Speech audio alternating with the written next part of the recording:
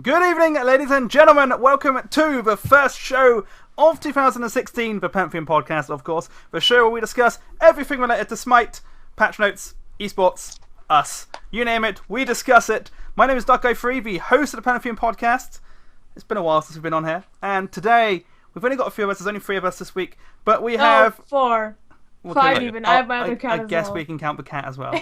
Cats. We have on production this week, the usual AJ. How you doing, sir? I am fantastic. It's great to be back, and boy, have we got a long show today. It's going to be a long one. It's going to be such a long show.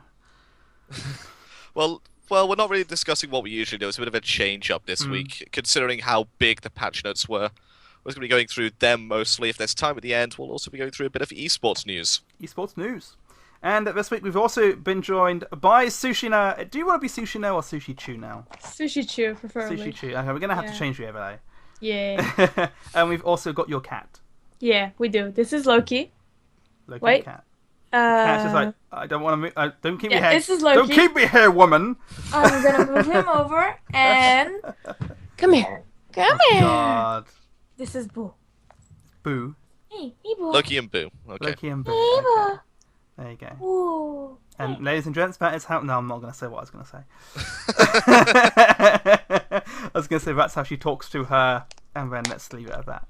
Yes, Yeah. exactly. So yes, as AJ said, on this week's show we are just going to be discussing the patch notes, because, dear God, were they long. What was it? What was it, about an hour and a half on the stream yesterday? It was. Yeah. It was. It's ridiculous how long it was. What the hell? But there is a lot to discuss, guys. So, without further ado, shall we get into it? AJ. Alright, looks like I'm starting it up. And, well, it's not going to be Conquest news to be discussed first. It's the new Joust Chinese-themed map. That's finally coming live to PTS later today. And boy, does it look spectacular with new layout and art theming. It's going to be themed after the Chinese Sky Palace legend from the Sun Wukong mythology. So you have the Sun Wukong sort of style on one base and the Jade Emperor style on the other one. Completely updated towers, titans, phoenixes, minions, and jungle monsters. There is sort of something different. Instead of 6 buffs, there's now only 3. 2 mana buffs and a central damage buff, I believe it is. And there's also a new mini-boss. Defeating it will stop turtling from happening. Yes, that's right. Yay. Towers and phoenixes will become, well, lazy and won't defend themselves.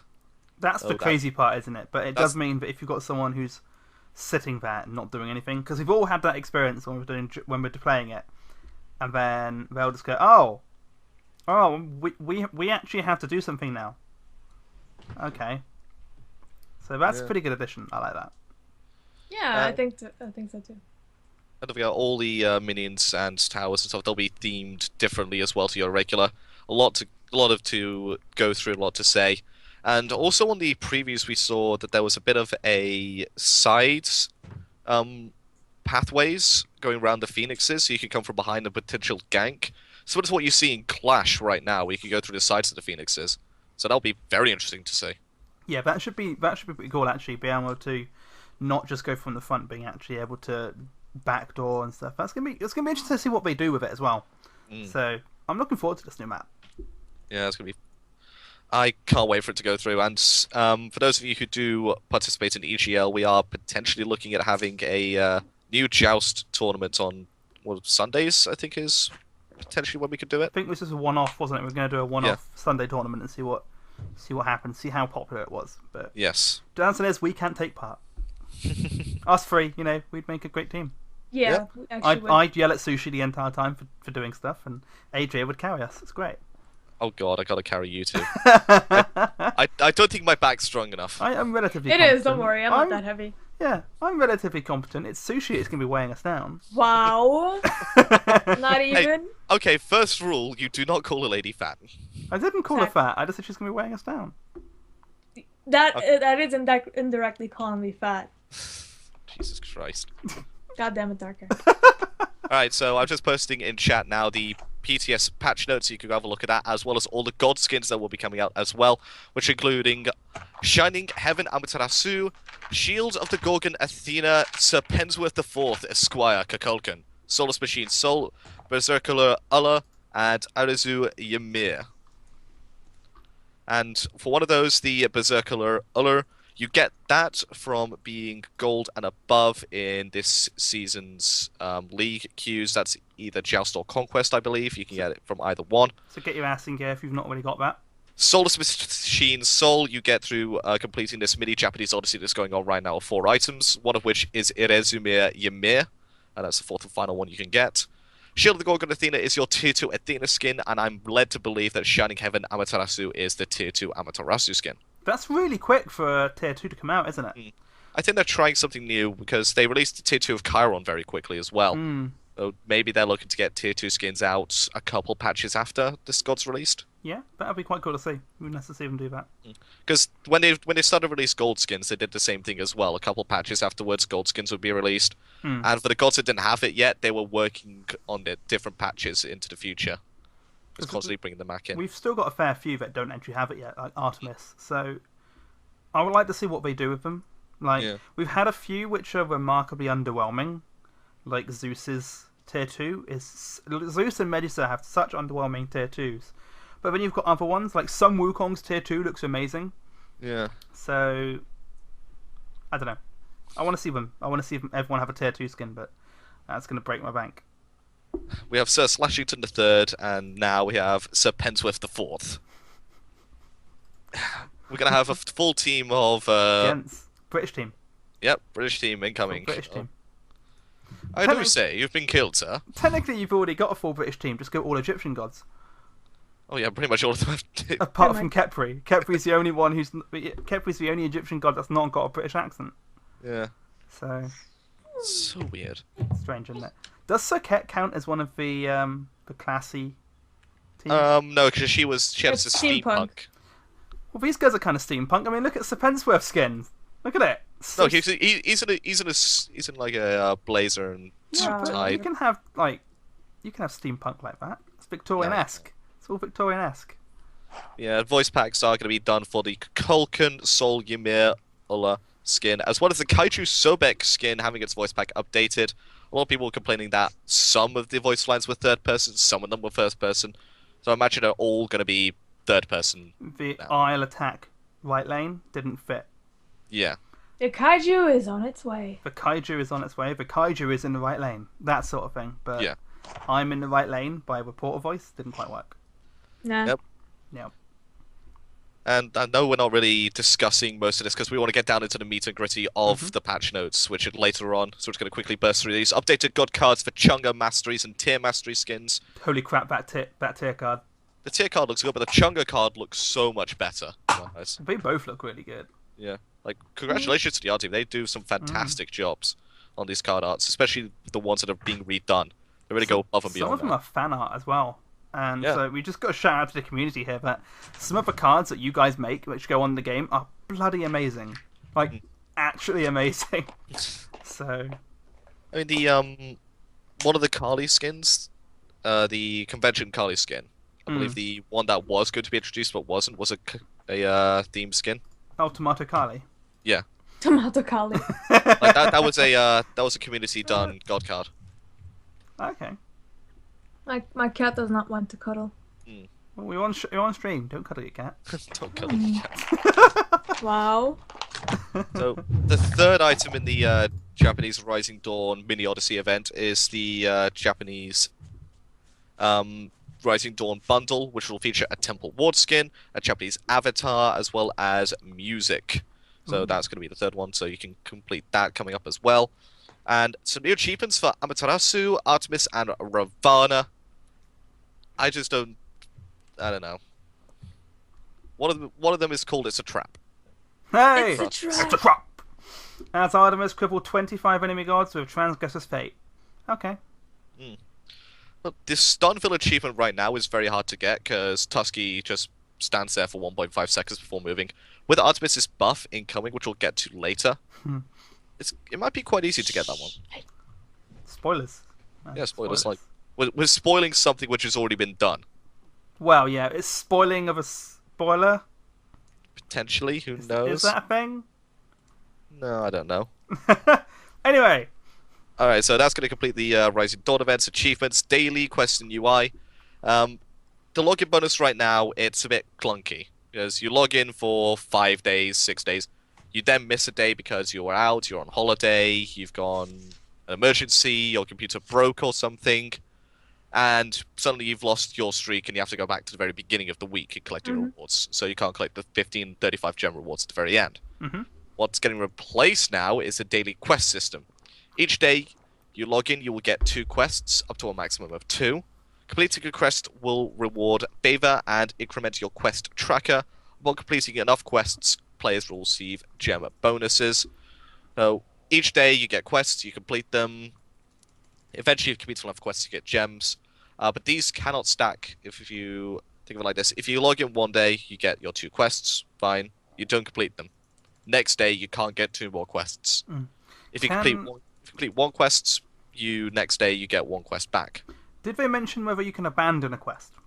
They did not. That's an interesting thought. Because if you get a quest to complete, which is something you're very unlikely to ever do, maybe being able to abandon it will help.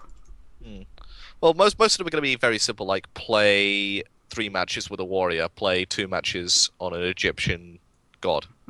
So the big difference as well is with these ones, you've actually got to play the game, because currently you can just log in and you get your reward, and then you don't have to do anything. Yeah. So each week you can get 50 gems without having to actually do anything. In this one, you're rewarded for playing the game. Yeah. Which I do like. Yeah, it's a better system now, and with these changes coming in, hopefully they'll look at the clan system next. That's quite clunky as well at the moment. Yeah, and the new landing page is coming up as well. 3D landing page is being removed and being replaced by a 2D page. So all those animations you're getting right now, the new god, the new skins, new events at the front page, they're getting replaced. Aww, I'm gonna miss that though. I'm gonna miss that as well, but what this does is it might help on reducing lag in the game. That's my theory on it. Well, at the moment, for me, when I load Smite, I click play, and then it takes a bit of time, and I get in, I get past all the logos and stuff, and then I have the interface, and then I get the chat, and then I get the icons at the top, and it just takes so long, so this new service is probably going to help out. Yeah. And I've got a decent PC as well, so the fact that it takes that long for me, I dread to think how long it takes for people running toasters. Sushi. Yeah. And also what they're saying with this is it's sort of like a throwaway work. Once an item or a skin or a god is no longer new, that the animations and stuff get canned. And it's a lot of development time to come up with those animations. And so that's more effort they can put into lobby idols and skins that will, can be put into different areas of development. You can be more productive with your time, can't you? You don't need to spend time doing throwaway work. You can actually animate a god for an actual game, or There's more stuff to do with that. Okay, now we're on to what is one of the biggest patches in Smite history. Meat and potatoes. We're going to start with the general gameplay, and that's the Conquest map changes, which include buff, layout changes, as well as some changes to lifesteal coming up as well. So, the layout changes. Jungle has had a few layout changes, most notably in the camps are more open. That's going to be the red buff, and where the speed buff used to be, that's now a blue buff. And there's multiple entrances to it now, which should alleviate the travel time from red buff to mid.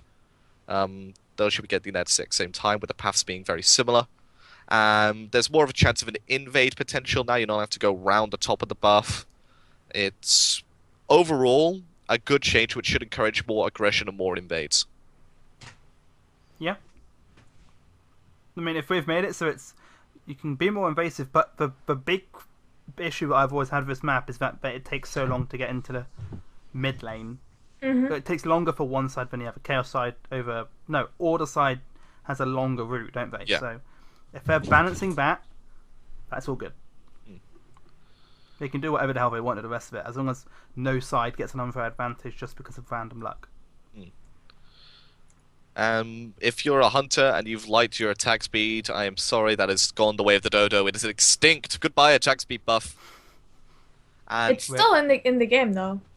It's just not at the place it used to be. no, attack speed is gone. The purple buff attack speed has been removed. The attack speed has been removed. The speed buff has changed. The speed buff is now what it used to be in Season 1, a movement speed and attack speed buff together. and they split it up because it was considered ridiculous, and now they're putting it back together for some reason. I don't know.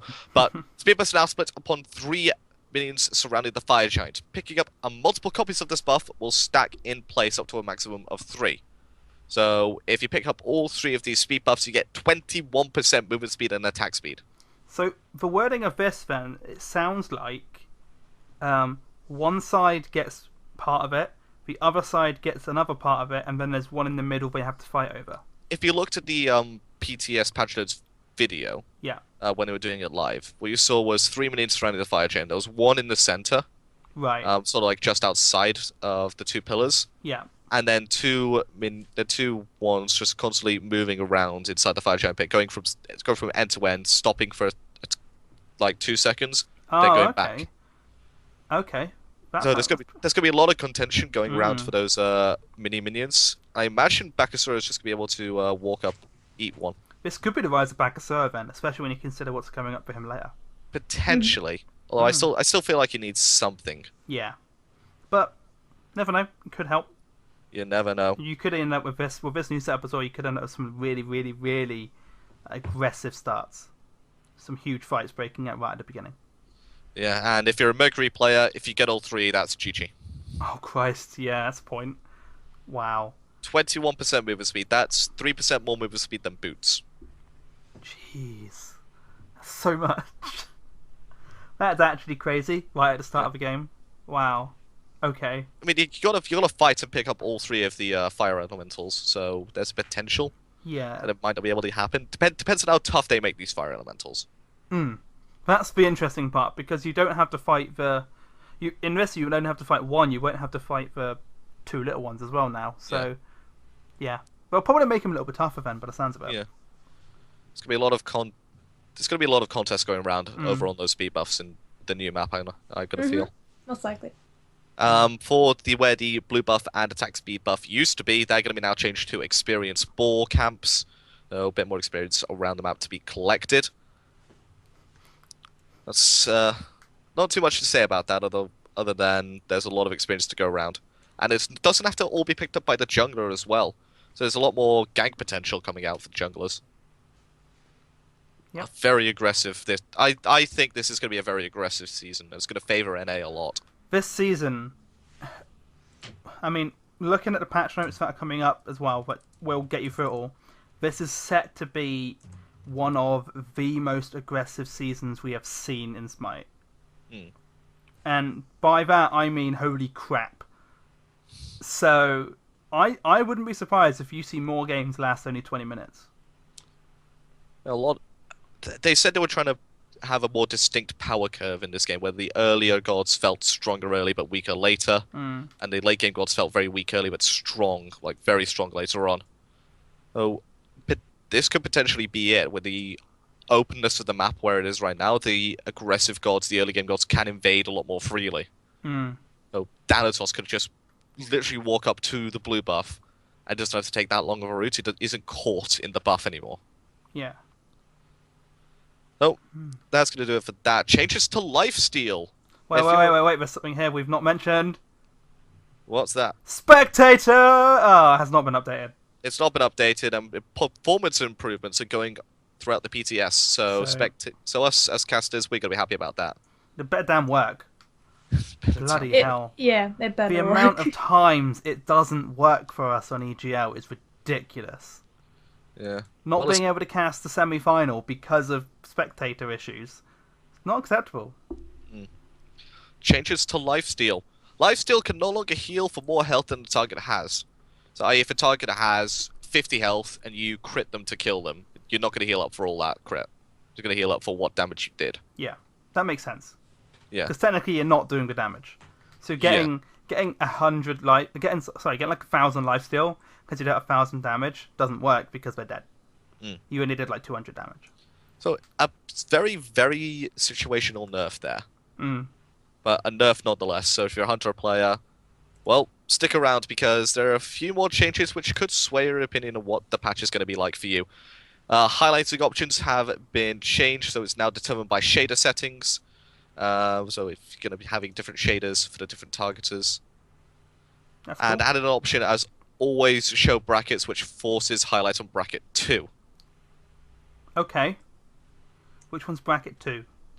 Where when you target somebody, a bracket appears around them, square brackets. Oh, okay, right. I've only been using the original setup, so I've not seen many of these. Okay.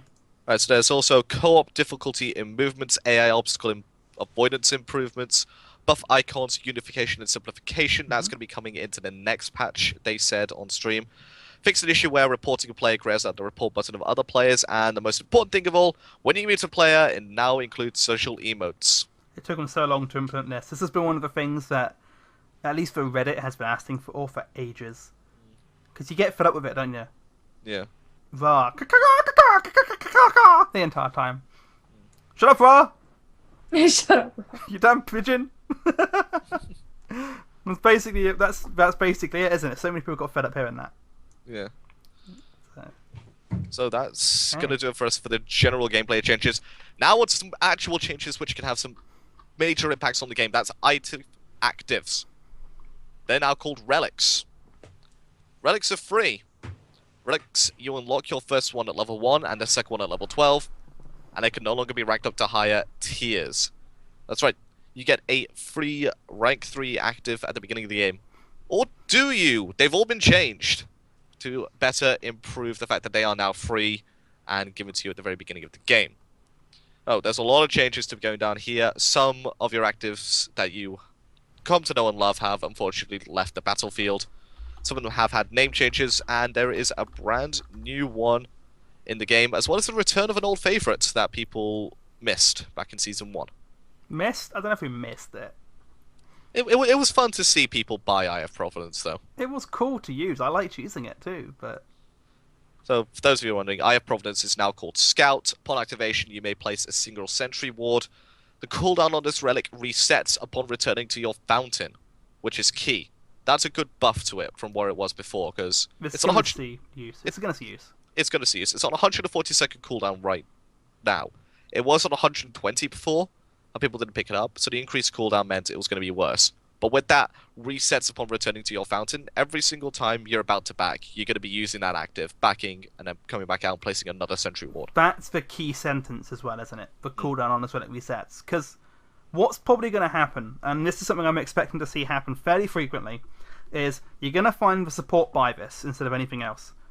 And they will go... First thing they'll do is buy this. They will go out of fountain, they will go deep into the enemy jungle, put down a sentry, back, and then their sentry's ready again. So, vision is going to be key in this matter. It is indeed, but vision is going to be hard as come by, as we'll find out later on in the thing. So, changes to the active items now called relics. Teleport. Using this item it's basically old teleport. The cooldown is now 180 seconds, which is nice. It's between the tier 1 and tier 2. 90-second cooldown on teleporting around the map to wherever you wanted if there was a ward or a tower there. That was stupid. I like this change. It's going to make solo lane a bit more difficult if you're constantly getting poked out, or if you want to make the harsher rotations. Purification. These used to be called purification beads, for those who are wondering. Using this item removes crowd control effects and makes you immune to new ones for 1 second. There's no longer the 3-second cooldown reduction if you use this. And the cooldown of the purification is 160 seconds. That's crazy, though. It is. It really is. It's 1 second CC immunity for a 160-second cooldown. I don't know. I just don't feel like it's worth it anymore. It's probably not. There are so many things. There are so many gods in this game now who've got CC. And Purification Beads was like a must-buy item, and now it's got to the stage where the cooldown is too long, the CC immunity isn't long enough, and I don't think it's going to see as much use. Well, they've got to change the way CC works then, because if it's not going to see a lot of use, then gods like Athena, gods like Kumbhakana, gods with a lot of CC on their kits will become so ridiculously good. But that's the issue, isn't it? The game has too much CC. Too many gods have CC. You've got ADCs with CC, mages with CC, assassins with CC. If anything, those classes have more CC than the supports, which should never happen. The support should, in this situation when you've got no way of dealing with CC, support should be the one with most of it, and everyone else should have to wait for the support to engage in CC. I mean, what happened before was Warriors had a lot of CC on their kits as well, back in Season 1. Way back when? Way back when. So what happened when Bart was Patch Notes reader? Rip. Huh? Rip Bart. Rip Bart. So, on stream, he was drinking Warrior Tears, and the reason was because all Warriors received general nerfs, apart from Nemesis, who then became an assassin on that day. Rip Odin. Rip Odin. No, every single Warrior got a nerf in the fact that they only had one CC ability on their kit. What? Odin doesn't have one! Some of them don't even have CC on their kits. Odin lost it. He had a slow, and that was all he had. He still has a slow. Yeah, but it's a shit slow. Kind of. You try playing Odin jungle. Doesn't work. So, for example, Sun Wukong Master's Will, his second ability where he spins, that used to knock up, now it provides a slow. So, like, the Warriors still have CC on quite a few of their abilities. The one that got off very lightly from this was Hercules. He actually came out of it with a buff. Yeah, so Hercules didn't get touched really, did he? Yeah, his kit revolved around being able to CC and move people around the fight. So removing one of them would have just made him completely unviable. So I like the fact that they kept him around that. But everybody else, they received nerfs, CC, hard CC, where you couldn't react to it, really. That got changed. Isn't he now the only warrior that has 3 CCs? Hercules. No, he only has 2. No, because his 2 is a knock-up, his 1 is a push, and his ultimate, if you get him square in the middle, is knocked up. No, it's not a knock-up. No, it's not a knock-up anymore. That was changed. Oh, okay. I forgot that. Okay. Oh, God. 110% mitigate wounds on rank 5. Yeah, I remember that. No, what was even more crazy is back when Hercules was considered unviable, it was like 140. Yeah. Unviable. I was playing him like crazy in that unviable stage. It was amazing. Like, what the fuck are you doing? Who is this Hercules? Yeah. What's he doing? He's just jumping around, not caring.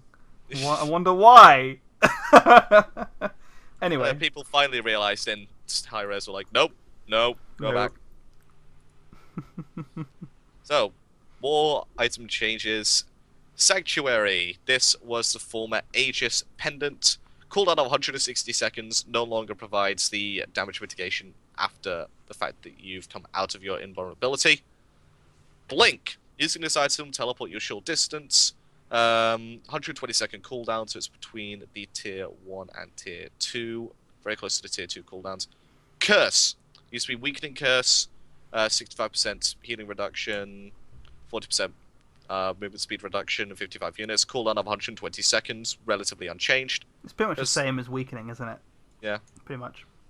Scout. We talked about that already. Wrath. This is Wrath of the Gods. Only affects a single minion, though, for all its ranks. And, well, it's basically, outside from that 60-second cooldown, it's essentially the same as Wrath of the Gods. Oh, I just read the subset of it. Yeah. Subsequent effects from 50% damage. So yeah, if you use Wrath, and then another person uses Wrath, it will only deal 500 damage to a jungle boss. Okay. So guys, don't do the current strat of double hogging something, because... Double hog right now doesn't work, because it's got this effect on it already. Well, yeah. Shut up. Besides, hog is completely unviable. Yeah, it's not viable. Sprint is now what Heavenly Agility used to be. So it's now 40% movement speed for all you and your allies for 60 seconds. Also makes you immune to slows for the duration. Cooldown of 140 seconds, so a major increase of 50 seconds there. Not too much ability to engage and disengage as effectively as before. Shell, same as before, except with a cooldown of 140 seconds. Frenzy, former Girdle of Support. With the addition of additional 20% damage to objectives for the duration. It's also 10 seconds like it was before. Cooldown of 120 seconds. Meditation, what Salvation used to be, on a cooldown of 120 seconds. We're going to discuss all that before we get into the new one. I like the change to Frenzy. It's given it a place right now. Because before it was just, here, have some extra damage, which you can use on anything. But with that 20% additional extra damage to objectives, it's now at a place where if you want to be aggressive and want to look to take those objectives early, you can do. Yeah, I like the item. I like the new one, the new version of it. Sushi's very quiet. Sushi? What? Okay, you're just very quiet. Yeah, I know. There's not much to say, and she's still reeling from the nerf to one of her favorite characters. We'll leave that for later on. Belona. It was coming. You knew it. It was. Belona, though. You knew it was coming. How do you think I felt when they nerfed Hell? You must have felt rather shitty. Oh yeah, I got the original time they nerfed her. I got blocked from the Smite game Twitter for it. Jesus Christ. I've told that story a few times, so you don't. Just go through the previous podcast and you'll find the story of why I got blocked by Hi-Rez. So, this is the brand new relic coming into the game, and it's called Sunder.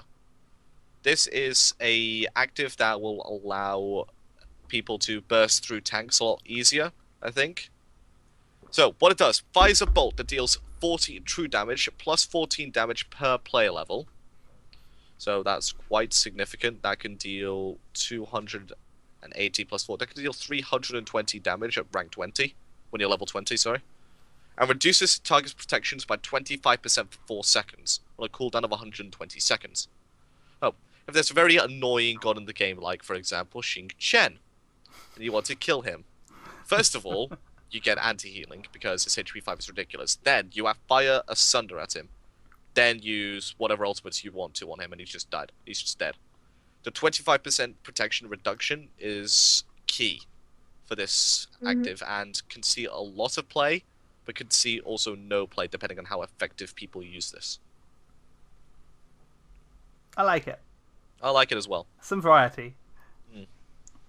We needed new items desperately. Like, that was the thing. This patch gives you the new items. Yeah, it does. And it also makes you go, what the hell?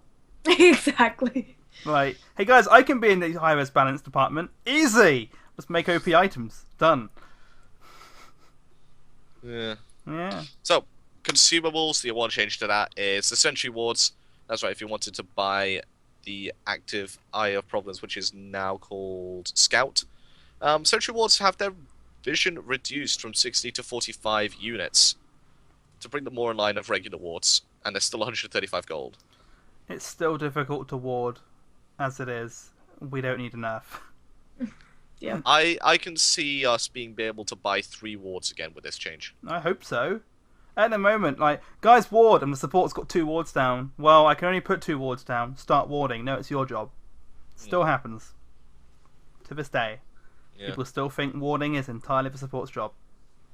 Yeah. It is not a support's job. Like, it's everyone's job. It's everyone's job. If you're losing your lane and getting constantly ganked, ward. Don't blame support. Okay. There you go. In going through all these item changes that we're about to go through, what we're going to do is we're going to give just a general opinion of item changes, but go in more depth of the new items in the game, and what we think, what the benefits, what the drawbacks of it are, and all that sort of stuff. So, Breastplate of Valor there's a breastplate tree now. It's going to have Breastplate of Valor, Spectral Armor, and Hide of the Nemean Lion in it.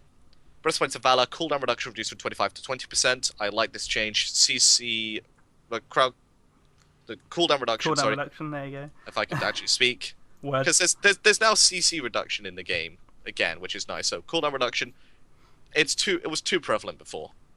You could build it too easily. 2 items and you're Yeah, 2 items and you were max CDR. Yeah. So, I like this change. It's going to be harder for a lot more Guardians, a lot more junglers, a lot more solo laners to go into it. But I do like the fact that Mage's cooldown reduction item, Chronospender, was untouched. Because Mages, they were the ones you'd wanted to build cooldown on. They were the ones who got it, because they were ability-based damage dealers. Yeah.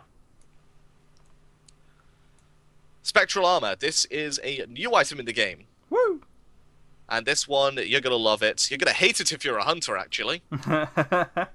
Okay, so it branches off the Silver Breastplate, plus 80 physical protection, plus 300 mana, and plus 25% crowd control reduction. That's right, CC will be less effective against you. And that's not the best part. Passive. Lifesteal is 50% less effective against you. Yay! Each time you're hit by a lifesteal effect, i.e. an auto attack from a hunter with lifesteal, there's a 30% chance you gain an additional 20 physical protection for 5 seconds. This effect cannot happen more than once every 20 seconds. The extra passive on that, with the 30% chance you get an extra 20 physical protection, that's okay.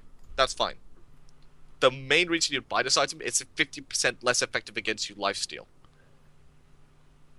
Because hunters find it very difficult right now to kill the Gold Fury and kill the Fire Giant by themselves until very late game. Because lifesteal is 50% less effective against them, and you can see it. You see them struggling to heal up.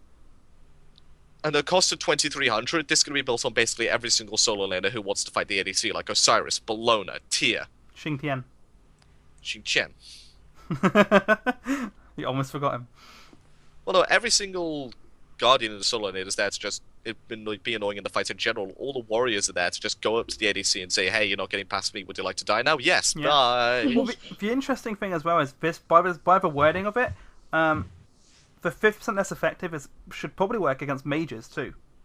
Gods like Anubis, which rely on the lifesteal, Freya, Soul. So you can see the situation of this. While you've got physical protection on it, it's going to do a fair amount against those mages as well. You just want to build another item which is high magical protection, which is probably going to be coming up in this patch. So you're pretty much set if you've got an enemy team which is just all lifesteal. Yeah. Highly Nemean Lion, small change to it, no longer provides health, increased physical protection from 80 to 90, now provides 200 mana, and decreased price from 2,250 to 2,200. That kind of ties in with the lowering of the health, isn't it? Or removing of the health. So what Hi-Rez are trying to do in these patches and in Season 3 in general is, before you could buy health and defense on the same item, you can build 3 or 4 of them and be unkillable because you're 3,500 HP with defense on like 150 on each stat. Hi, Xingtian. Yeah, pretty much. So what they're doing now is they're splitting them up. You can either get an item with health and very low protections, if any at all, or you can get an item with very high protections and no health whatsoever. So there's more of a trade-off now. Except for a couple of items which we will get on later on in the patch. Iron Mail Tree, the one that the Hidden Nemean Lion used to be on, now it contains Mystical Mail, Midgardian Mail, and Sovereignty.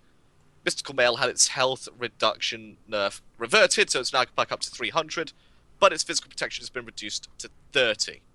Considering it provides health, they wanted to reduce the protection given to it. Midgardian Mail, same thing, reduced physical protection from 60 to 30. Sovereignty, this is a big change for you supports out there. Yeah, because nerf supports, right? Yeah, exactly. Yeah, make our life even harder, thank you. That's why I stopped maining support, to be fair. It's such a thankless role, and it's even more difficult when they keep nerfing our items. Sovereignty, reduced protection of physical protection from 50 to 30. The passive aura now provides 20 physical protections, no longer magical, and 25 HP 5. So overall, this item gives, 200 health? What it was before? Yeah, 200 health, 50 physical protection, and 25 HP 5.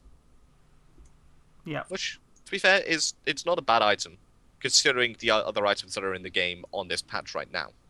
It's okay. I don't know if it'll be prioritized as quickly anymore, though. No, I feel like it's still going to be prioritized by supports. I feel like that and Hard Amulet, they're the only 2 items in the game right now that aren't super expensive, that at the same time provide you with health, protections, and support or style auras. So I feel like those 2 are still going to be picked up every single build, and even quicker this time, instead of building Breastplates of Valor and then delaying Sovereignty or Heart Wards, you're just going to go straight into Sovereignty and Heart Ward. Yeah. Okay. Glowing Emerald Tree. This is where the Emerald Talisman and Stone of Gaia come out of. Stone of Gaia change now has 350 health instead of 100, and no longer has magical protection, so it's just a pure health regeneration item. Which I kind of like, because now you can build it up against warriors and not be BM'd for it. I still miss Stone of Gaia. I miss it already.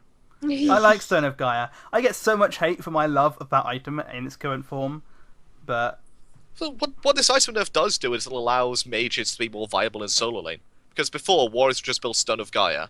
that face tank your abilities and heal them up constantly. It had so and then much just kill you. protection. It had so much protection against mages. 70 protections was ridiculous. As considering how cheap it was as well, in the grand scheme of things. Yeah. It's such a good item. You go, oh, I'm against the mage. Am I? Okay, Stone Guy Rush. So I liked the item. I don't know if I'll use it as often now. Okay, so Silver Mail, the tier 2 of Mail of Renewal, is now renamed to Emerald Mail. Now branches of Glowing Emerald. No longer provides physical protection. Cost reduced to 1400 and now provides plus 10 HP 5. Mail of Renewal. Woo. No longer provides physical protection. Reduced cooldown reduction from 15% to 10%. Health increase from 250 to 350. Now provides plus 10 HP 5. Overall, it's more focused on being the passive item that you want it to be, as well as providing you a bit of regeneration out of combat as well. Yeah. Mm-hmm. Oh, hi, Xingtian. I get the feeling this is going to be the running gag for this show. Well, no, this next item coming up says, "Hi, Hercules," all over it. Gauntlet of Thebes is back in the game. That's right. Hi-Rez, after the disastrous amounts, this item is possibly cursed. They said it themselves. It was bad for 99% of its original run. Then they buffed it to the point where it was built on every single god in the game. And it currently holds a record for the shortest lived patch in Smite. It wasn't even a day, was it? It was 8 hours. It was ridiculous. Because someone built a 4,500 HP effective Zhongque? Yeah. And wrecked face. So, glad to see they've not put in the original. Yep. So, for those of you unaware of its original purpose, it wasn't there around the time it was out. Yeah. So you were lucky. I can't remember the stats that it gave, but its passive, which was what made it broken, it said, you now have plus 15% HP, including HP given from items. Yeah. So you had Ethereal Staff, you had Warlock Sash, and that, no one could ever kill you. Damn, dude. Because the bonus from Thebes gave you a lot of health. The bonus from Ethereal gave you a lot of damage. So you had 4,500 HP Zhongques running around two-shotting you. Yeah. So this one is nowhere near as ridiculous. It still might be a bit strong, considering Hercules is... It's only going to work on Hercules because they've killed healers this patch. Yeah, they have killed healers this patch. You're not going to see a Hell, you're not going to see an Afro, you're not going to see a Chonga. It's that simple. Aww. Gauntlet of Thebes, what it does, plus 400 health, plus 25 HP 5, cost of 2300, and its passive increases whole healing received by 20%. Whole healing? Whole healing. Okay. Whole healing. Whole healing. So, does that mean that... Okay, no, it's not putting you over 100%. No. Sorry. I was going to say about Hercules. Does that mean it adds flat 20? No, it's the plus 20% on his 90. So, okay. Which actually does put you just above 100%. No, yeah, it does. Yeah, you're right. It puts you over... It puts you 108%. Yeah. Hold on. So this item pretty much gives you the pre-nerf Hercules mitigate wounds. Essentially, yes, by 2% less. Because it used to be 110%, then they brought it down to 90. This is ridiculous. Yep, that's right. If you're a Hercules player, go face tank whatever the fuck you want, because you know what? You're healing more than you're taking. Exactly. Let's just go. Just stroll in. I'm Hercules, guys. They never touch Hercules. Just, you know what? Go into the tower level 2. Who cares? You're healing it up anyway. Hercules is... his mitigate wounds doesn't just protect him against your enemy gods, it protects him against nerfs. That's how good that ability is. It transcends the game and extends into real life. Yeah, that's how good Hercules is, guys. Play him more. I mean, this patch, me and my team agreed that Hercules, Mercury, Ares, and Athena are going to come out of this looking like the strongest gods. Athena is going to be so much fun. Kali too. Kali could come out really heavy. Potentially. Needs a bit of testing. Talisman Tree. This is where your Pestilence, Hardwood Amulet, and Bulwark of Hope are right now. More focused on magical protection, and health has been reduced as items from the Glowing Emerald Tree have had their health increased as well. Pestilence. Decreased health from 300 to 200. Increased magical protection from 65 to 80. Heartward Amulet. Reduced health from 300 to 200. Reduced magical protection from 50 to 40. Passive now provides plus 20 magical protection to plus 20 MP5. Bulwark of Hope, this is the big change. This is one where I'm excited to see. Reduced health from 450 to 200. Now reduces crowd control effects by 20%, and the passive has been changed. When you take damage and are below 30%, you gain a shield with health equal to 150 plus 15 per level, can only occur once every 60 seconds. Now what this is a big change, because no longer does it just proc when you're below 30% health, and just proc when it's on cooldown. You have to take damage for it to apply. And that's a big deal. Yep. Didn't they say something as well? But that was it something about the shield? It stays with you forever. The shield stays with you, and it regens. So keep an eye on that, guys. Bulwark of Hope will see a lot more play. I know it's got reduced health, but I foresee Bulwark of Hope is going to have a lot more play than we see it currently. Yep. Probably. Most likely. A lot more play. So, we're now onto a brand new tree. Hype. It's called Enchanted Kusari Tree. Kusari. The Enchanted Kusari, your tier 1 item, plus 30 magical protection, plus 5 MP5, and cost of 800. Your Spellbound Kusari, your tier 2, 50 magical protection, plus 10% crowd control reduction, plus 15 MP5, and a cost of 1,250.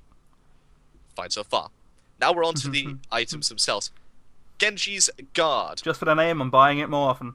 Plus 80 magical protection, 20% crowd control reduction, plus 20 MP5. Passive. Welcome to Xingjian Town. Your HP 5 is decreased by plus 150%, and your movement speed by 20% for 5 seconds upon taking magical damage. Can only occur once every 30 seconds. I just want to play Xingtian, build this, and if I have curse on, go on curse, run around, just going, fuck you, I'm Xingtian, bitch! That's all I'm gonna do! You get this on basically everybody, and in actuality, this item is a direct nerf to Poseidon, because that plus 20% movement speed when you take magical damage. Oh my god.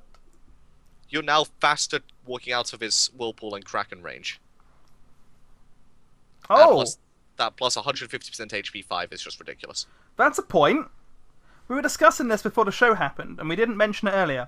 So, the nerfs to purification beads, or purification in this case, makes it so that you cannot escape a Hades ultimate while using beads, or purification. This partly fixes that. Because you may be quick enough to start making your way out of that whirlpool, or out of that vortex. Didn't twig until just then. So the other item that can be built off Spellbound Kasari is Oni Hunter's Garb. Plus 60 magical protection, 50% crowd control reduction, plus 20 MP5. Passive. Every 10 seconds out of combat, you gain plus 15 magical protection, maximum 3 stacks. Upon taking magical damage, 1 stack is removed. So, overall, if it's maximum stacks, you have 105 magical protection, 15% crowd control reduction, and 20 MP5. Oddly enough, it doesn't say the cost on the patch notes. That's weird. I wonder how much that's going to be. I'm not too sure. Maybe they said it at one point in the patch notes show. I could see this being about the same as Genji's Guard, about 2,700, I'd say. Yeah. Considering you're getting a lot of magical protection, 50% CDR, as well as some MP5 out of combat. That is actually, AJ, I don't know if you remember. Do you remember Wall of Absolution? Yes. You remember it. Sushi doesn't. Nope. That's pretty similar to Wall of Absolution. In reverse. Yeah. Because Wall of Absolution gave you a load of physical protection, and every time you took damage, you gained... It was at least 15 physical protection per hit. So your protection went through the roof. This one's with a complete reverse. You gain magic protection and you lose protections as you get hit. So, I don't know. I think because of that last part of you take damage and you lose a stack, I reckon it's going to be around 2550, not 2700. That's just my prediction. So that's a good prediction, to be fair. Okay, we're not even begun to go through all the items yet, so stick around, get comfy. Sushi, are you okay? No! I need to go to the bathroom. Should have thought of that before you answered the Skype call. Yeah, I know. I'm gonna be honest. I forgot we had a podcast today. I'm gonna be honest to my as well. room after dinner. I'm like, yeah, I'm gonna chill, practice Smite a bit, and then, Skype oh goes. shit, we have a podcast. Yeah. Don't worry, Oh. Oz betrayed us. Yeah, I'm gonna be honest as well. I kind of need to pee as well. Well, Can we take a break? No, we're not going to like, take a break. first- What we can do, however, is AJ and I can go for the cudgel tree while Sushi disappears momentarily. Yep, you can go do that. So, cudgel tree. Go on, get going. Go on, move. There we go. So we say what we're going to do, and she still sits there. And we're like, Yeah. "Are you going to go? Are you?" Okay, there we go. Okay, so cudgel tree. Runeforged Hammer was picked more as the best slot protection. Yada yada yada. That has now been changed. Runeforged Hammer now branches off Heavy Hammer instead. No longer provides physical protection. Now provides plus 30 physical power. Reduced health to 200. Cost increased to 2,700. Its passive is what makes all of this come together. Should we need to go over? That's a huge price increase as well. That's a huge price That's increase. 650 gold price increase. New passive. Your abilities now deal additional 15% of your physical power as magical damage against enemies, and 30% of your physical power as magical damage against slowed or rooted enemies. Ravana laughs again. Sup and Raven. Yeah. To be fair though, 50% of your physical power, 30% of your magical power. 50% of your physical power, sorry. You don't build that much physical power. No. That's the thing. Most warriors are going to be building about 120 at most physical power, considering they're going to be building a mix and match of all different things. Yeah. So you're going to be doing an extra 15% of that. So let's say you're doing 120. You're going to be building 12. You'll be doing 18 extra damage as magical. Or That can 36. still- Or 36 against slowed or rooted enemies. I mean, in the solo lane situation, that's going to help. It's That's similar to Mystic Mail, just better. early game if you're going to be buying it. That's less than a tick of mystical mail. Are you going to build Mystical Mail though? Over Runeforged Hammer, but now you would. Over Runeforged Now, Hammer. possibly, yeah. Yeah. So when you actually think about it, it sounds like a good item, but the amount of power that you actually have isn't that great. Yeah. So, Smithy's Hammer has been removed from the game. Heavy Hammer no longer has a passive. Increased physical power from 18 to 20, increased health from 100 to 150. Frostbound Hammer still has its same passive. Health reduction to 300, that is a 25 reduction. And the slow duration has been reduced from 2 seconds to 1.25 seconds. So you actually have to build some form of attack speed if you want to constantly refresh it. So Bellona's still fine with Heavy Hammer, or Frostbound Hammer. Yeah, Bellona's still fine. Bellona's still fine. Yeah. Okay. It's not that bigger. Those items really don't have much of a change, do they? It's the Runeforged Hammer which gets a huge change. Because it used to have Vamana's passive. Mm. And actually, the only god you ever used to see building this a while back was Vamana. Because it essentially doubled his passive. Yeah. So, I don't know, with 2,700 cost, I don't think, yeah, you're right, I don't think anyone's going to buy it. No. Everyone's going to buy Mystic again. So yeah. Or they're going to go into a more magical defense-based item. But it can't be Son of Gaia anymore. Because this is against magicals, so it's not going to be Son of Gaia anymore. No. They could potentially still build it against mages just for the health regen. But at the same point, they're going to take full damage from abilities, and Hebo's going to laugh in your face as he kills you with a crushing wave for 600 damage at level 5. Well, thinking about it, if they want an item which is going to give them magical protection at the beginning, I can think of one. It's called Genji's Guard. Yep. So, there we go, we found a replacement to Stone of Gaia. But it no longer provides the health regeneration of Stone of Gaia, so solo lane mages may be coming back No, in a sense. All it does is increase your HP 5 by 150%. Yeah, in a sense. So well, early game, your HP 5 is about 20, so 150% increase, that's, what, 45? 50? 50. HP 5? 50. That's a huge increase. That's like, what the heck? Come on, not much. That's better than Xing Tian's passive at the moment at level 1. Yeah, I suppose. Who cares? So, well, admittedly at level 1 you're not going to be building Genji's Guard, but It's an expensive item as well. 2600 for Genshi's card. Yeah, that's a fair point. It is actually pretty expensive. Yeah.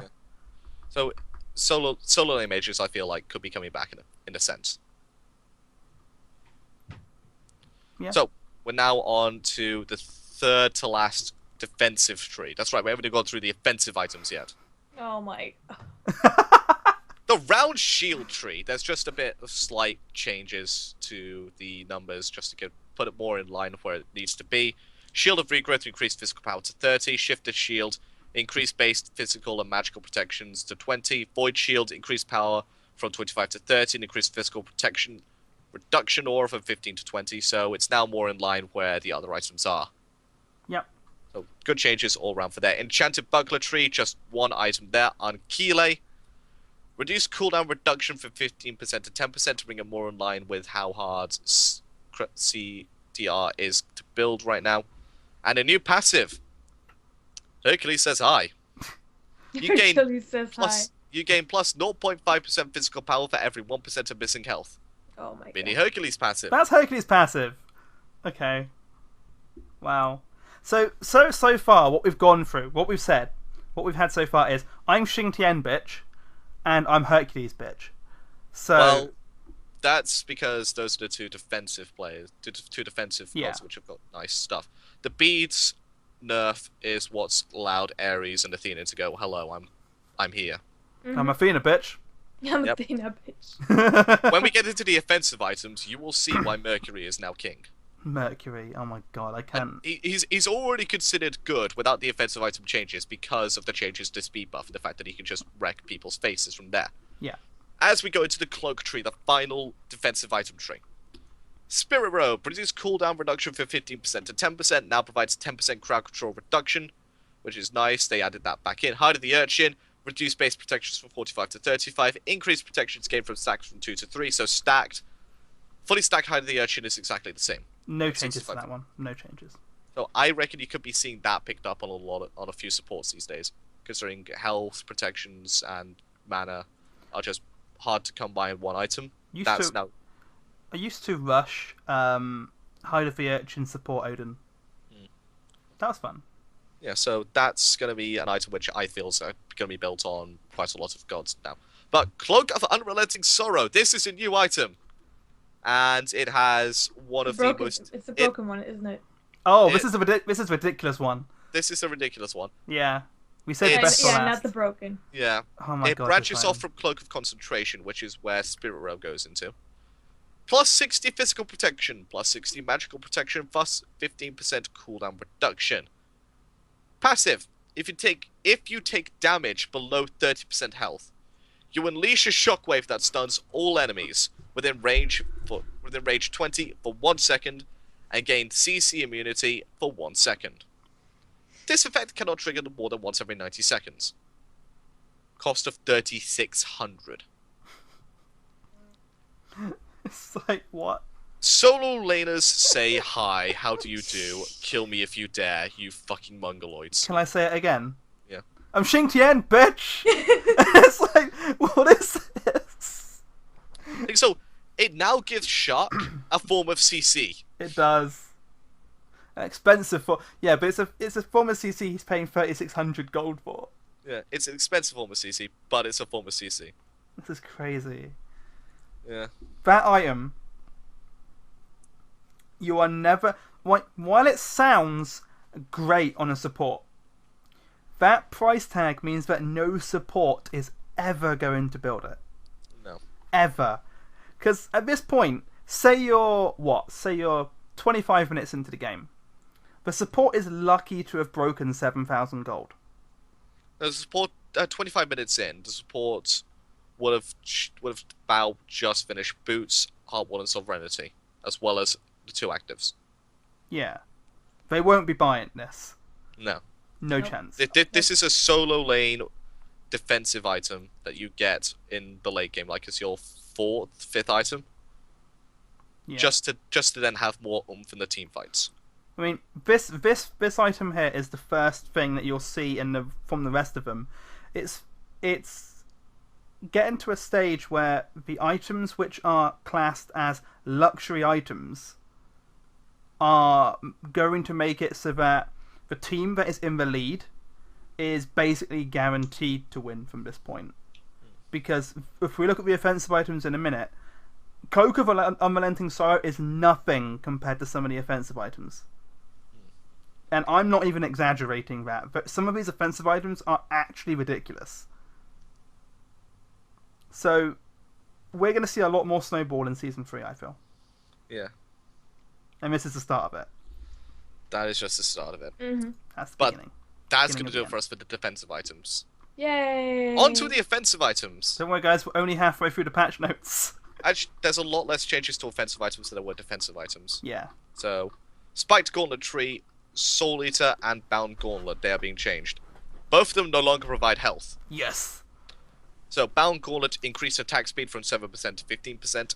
Soul Eater, this is a very interesting mechanic, which I'm genuinely curious to see how this would play out in an actual thing. Attack speed increased from 50% to 30%. New passive, killing an enemy eats their soul, granting plus 0.5% lifesteal and plus 0.5% movement speed, maximum of 20 stacks. So you have to kill 20 enemies to get all your stacks. If you take damage below 50% health, all stacks are consumed, restoring 1% of your maximum health per stack. That is really interesting. It's a cool passive. It's a cool Yeah. passive, but to me, if you have to get a kill to get a passive stack, it's essentially useless. Is it though? It Kinda? is. Yeah, kind It of. is, completely. I feel like it's more useful in like other game modes, like Arena Yeah. or Assault, for example. Arena and Assault, that item could actually be doing well. But CQ, that item... I don't know, I don't think we're going to see Soul Eater as often as we have been. No. I think there's going to be a shift in lifesteal items, possibly back over to Devourer's Gauntlets. Yeah. Maybe even Bloodforge should be picked up as an alternative if you're going to be building something else completely. I just need to point out, I'm pretty sure Sushi just realised the bathroom's free. Yes. I have never seen him move that fast. No, it's like, get out of my way! I need to go! So, you have to say it for the people who are listening to the podcast and not watching. There you Well, go. if it's a kill on... They've got to define what an enemy is. Because a lot of people see enemy and think, well, an enemy god. I think in this, enemy... I think they mentioned this in the patch notes. Enemy means minion. Or god. Oh, right, so It's either. So the new Soul Eater passive will trigger off minions as well. Well, we're not going to make it like with Heartseeker, because someone built the bloody thing. If it does trigger off minions, that item could potentially be super strong. 30% attack speed gives 20% lifesteal, so adding 10% to that, that's 30% at max stacks. That's 10% movement speed extra. That's a ridiculous item. Yeah. It is essentially what old Heartseeker was, isn't it? Yeah. Well, in terms of how much speed you gain. Heartseeker's old ability was giving you a little movement speed and stuff, but with this, when you get it to max stacks, you basically got a Heartseeker on there with some lifesteal. So, yeah. It's still going to be the 2000 goal, and it's no longer going to provide an aura. No. It doesn't say that it no longer provides the aura, so... But that was its passive. That was its passive, yes. And this is a new passive. So I'm Okay. assuming they've replaced the passive. Yeah. Alright, there's also going to be a katana tree. This is Mercury's favorite items to go ahead and buy. He can go get katanas because they provide physical power and movement speed. A very potent combination, especially for assassins. This isn't the first new tree, by the way. Heartseeker has also been moved into this tree because it was a thing that provided power and movement speed. So it's a good place for it to be moved here now. Mm-hmm. Katana, it's your tier 1. 10 physical power, 5% movement speed at a cost of 800. Fair enough. 1000-fold blade, your tier 2. 15 physical power, 8% movement speed at a cost of 1300. Fantastic. Yep. Masamune. Your tier 3 The first. demon sword. Is that what it translates to? No, that's what it was. Masamune was the demon sword.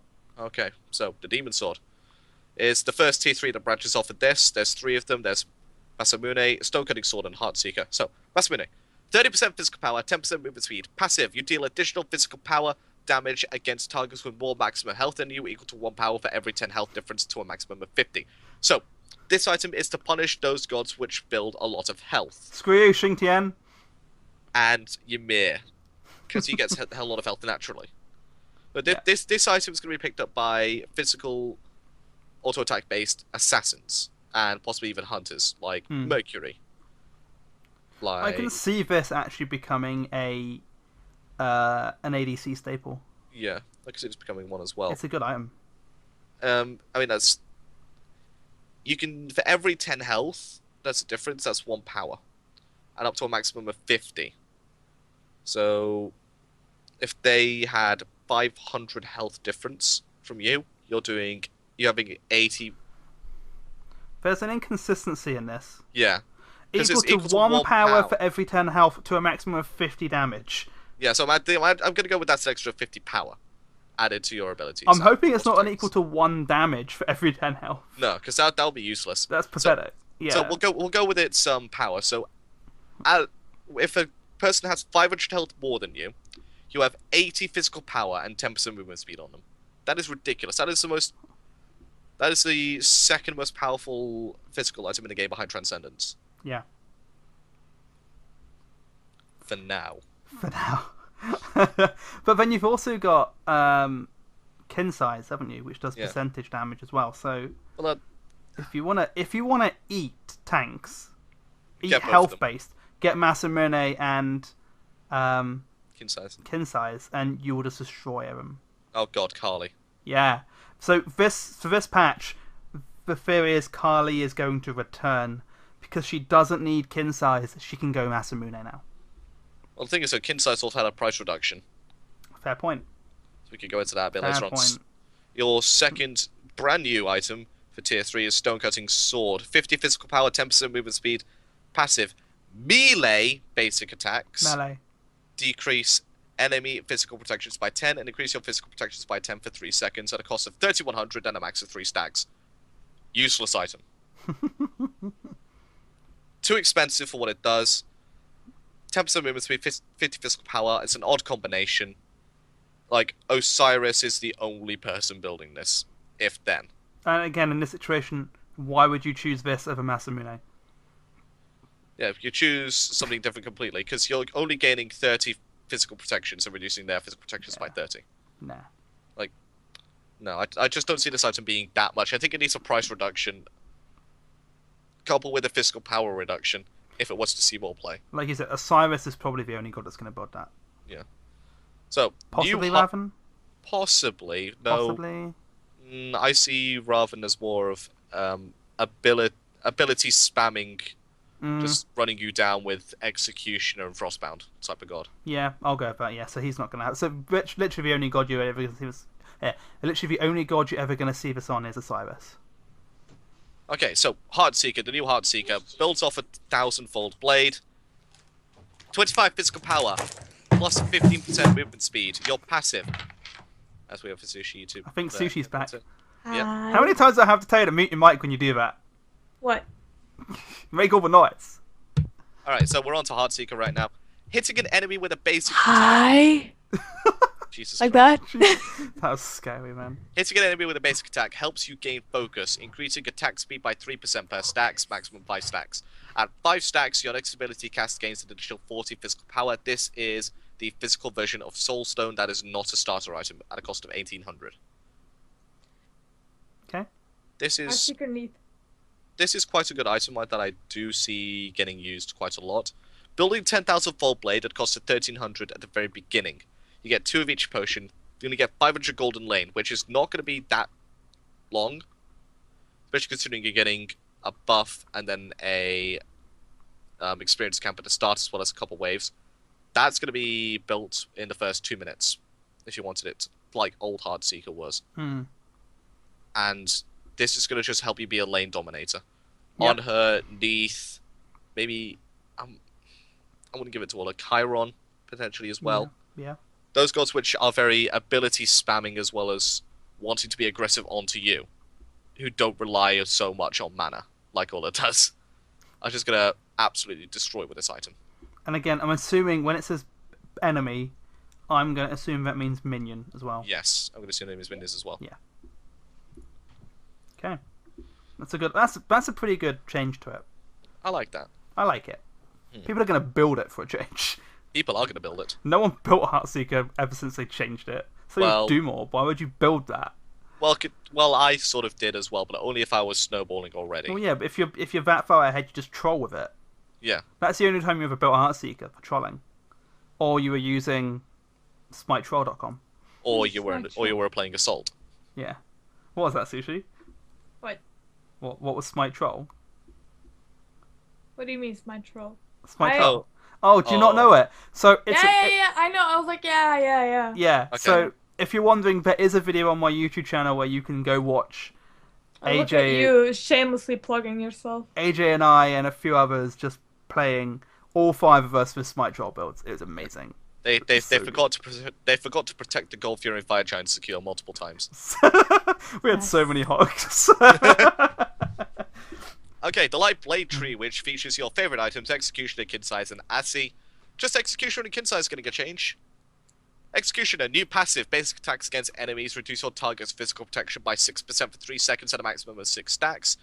Before, it used to reduce it by... what was it? 6% plus 8. I can tell you, hold on. Was it 8% plus 6? Let me go into the God Builder and find... what was it? Executioner. Right, it also has its attack speed increased from 20% to 25%, which is nice. So, what was it? So, originally, Executioner was 30 physical power, 20 attack speed, and basic attacks against an enemy reduce the target's physical protection by 6, an additional 8% for 3 seconds, max 3 stacks. So 6 plus 8%. So this is now 6% with 6 stacks. Mm-hmm. So overall, this is a buff. You have to get a bit more auto attacks on them to get it done. And you're going to be helped with that extra 5% attack speed added onto it.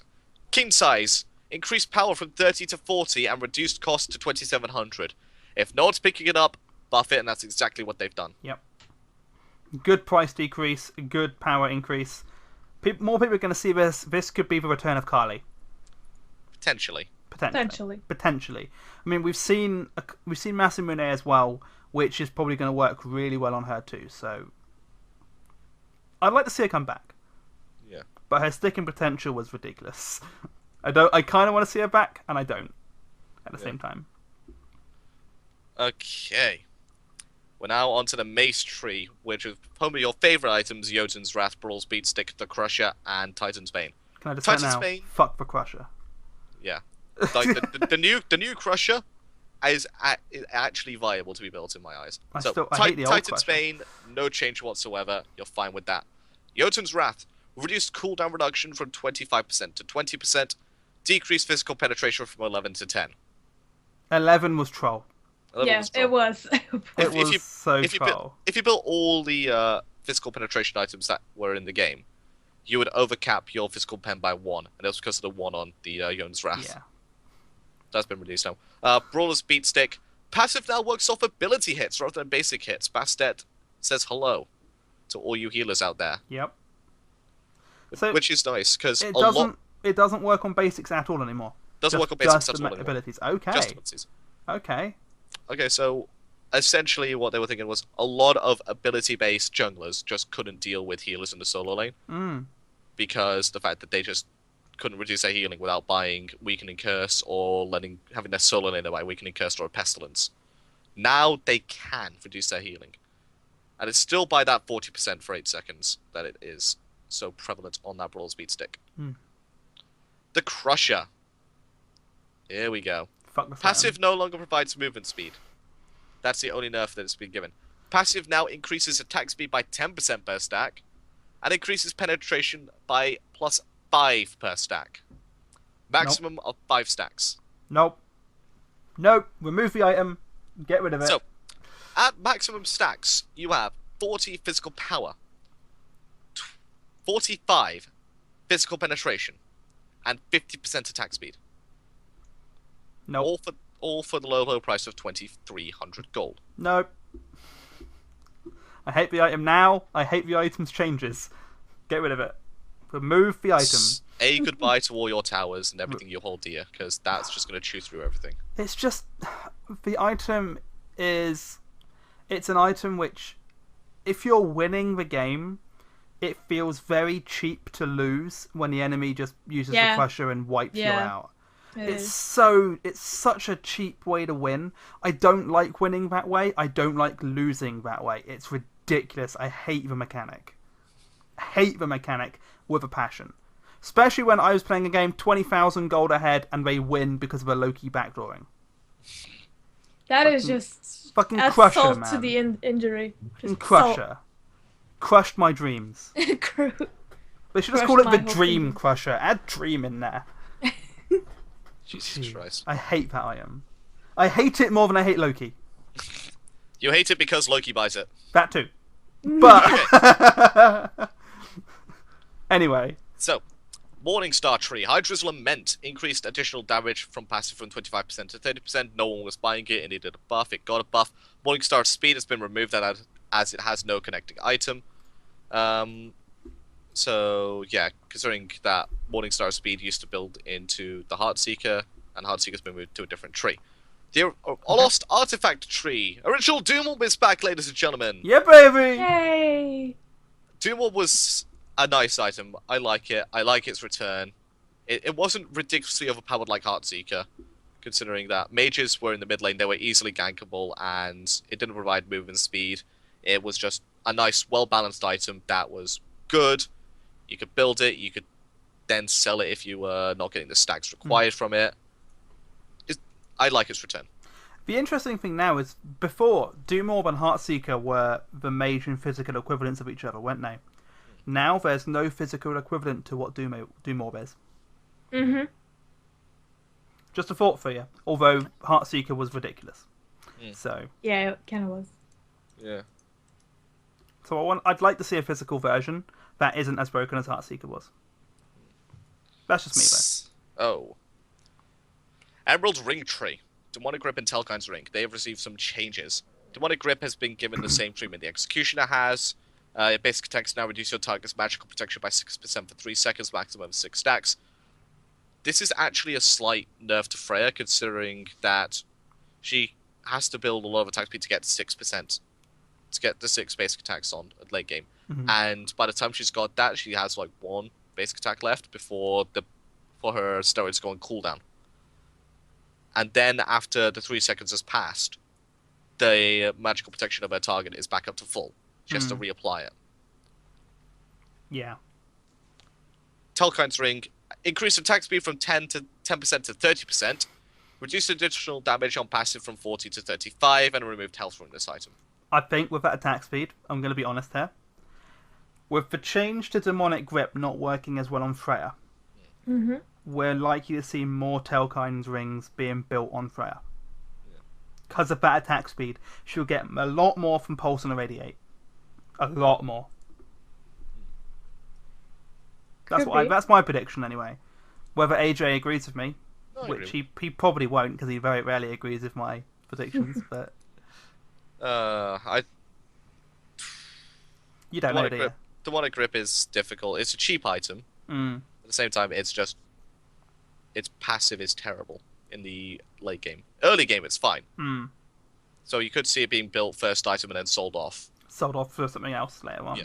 But at the same time, I just don't feel like it's going to be receiving that much play. Yeah. Okay. Magic Focus Tree, and this is where we get into a really juicy item. Void Stone increased magical protection reduction from passive from 15 to 20. And here we go! Spear of Desolation! Pew! Pew, pew, pew, pew, pew, pew. If you are a mage and have been complaining about that there's not enough penetration in the game, here is the item for you. Or is Rod of Tahuti just not expensive enough for you? Buy this. 700 gold. Branches of Enchanted Spear. 130 magical power. 30 magical penetration. And the passive, which has to be my favourite passive in the entire game, just because of how ridiculous it is. Yep. Incon summed it up perfectly. This cannot be activated more than once every 30 seconds, which is a nice limitation. Oh, that's such a drawback. I know. I mean, it's not like there's more than 5 enemy gods to kill. So, if you kill an enemy god, all of your cooldowns are reduced by 8 seconds. Which is basically resets everything. Apart from your ultimate. Yeah, It's apart from such your it's such a stupid item. It's basically you kill a guy and then you kill everybody else. I actually did calculations on this. If you're building just Spirit of Desolation and Roller Tahuti, Yeah. you have got 318.75 magical power. Wait, what? If you're... What? What? 300, How much? 318.75 magical power of just those two items alone. If you are Kukulkan, Oh god. you're level 20 with those two items and a Book of Thoth fully stacked. Jesus. You have 522.75 magical power. Okay. Okay.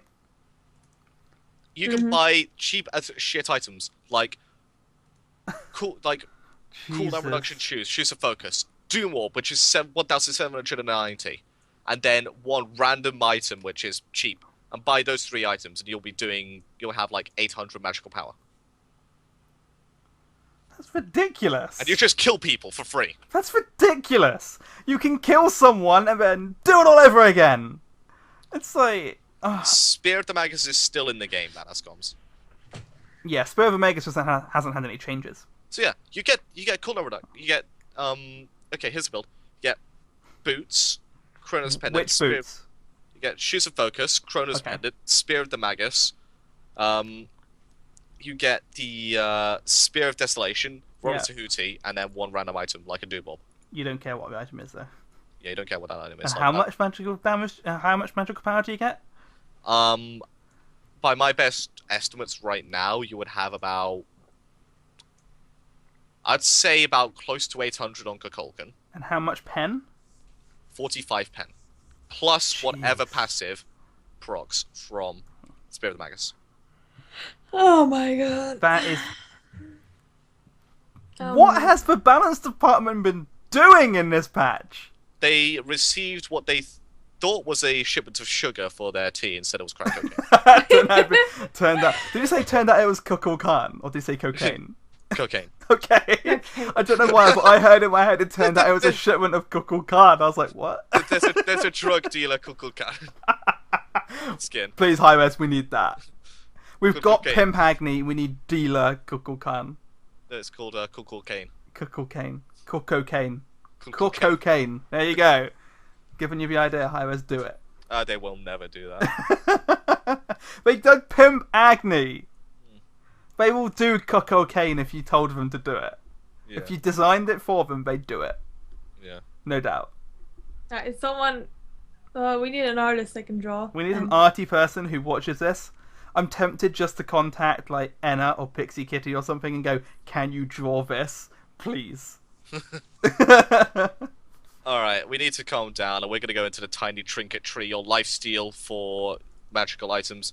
Polynomicon, increase additional magical power from 60% to 75%. So, Soul says hi, also Polysquall says hello. It's returned. Yeah, that's what you do. You build Polynomicon as your 6th item as Kukulkan. Just Polysquall someone to death, and then Polysquall another person to death. news just in, by the way. PTS is prepping for public consumption. This is actually straight from the horse's mouth just this second. So very soon the PTS will be live. Fantastic. There you go. A lot of theory crafters are having a field day right now because they're just combining so many different items to see what's going on right now. Yeah. I'm going to be working throughout the weekend, apart from on Saturday at 7 o'clock. Plug. Yeah, like literally, I'm going to be working throughout the entire weekend, just theory crafting the shit out of this, going into jungle practice, testing out different abilities, all that sort of stuff, and trying to find out the best items possible. The life of a coach never ends. Life of a coach never ends. Life of a caster also never ends. Considering I'm both, my life is hell. Yep. I'm actually glad I stepped down from casting like before I had to like learn all the new items. We have to remember all these items and what they do. Yeah, you do, and I'm like, nope, peace out, boys. Can we just ban them from EG? Oh wait, no, we can't. No, we can't. You're not allowed to build these items.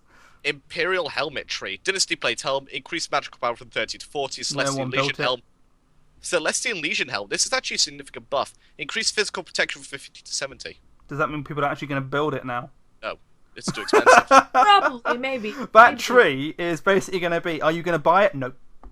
That's that tree done. Are you a healer? No, don't bother. Ignore the Imperial Helmet tree. Ignore that tree. They need price reductions across the board. They need to make Dynasty Blade Helm actually do something.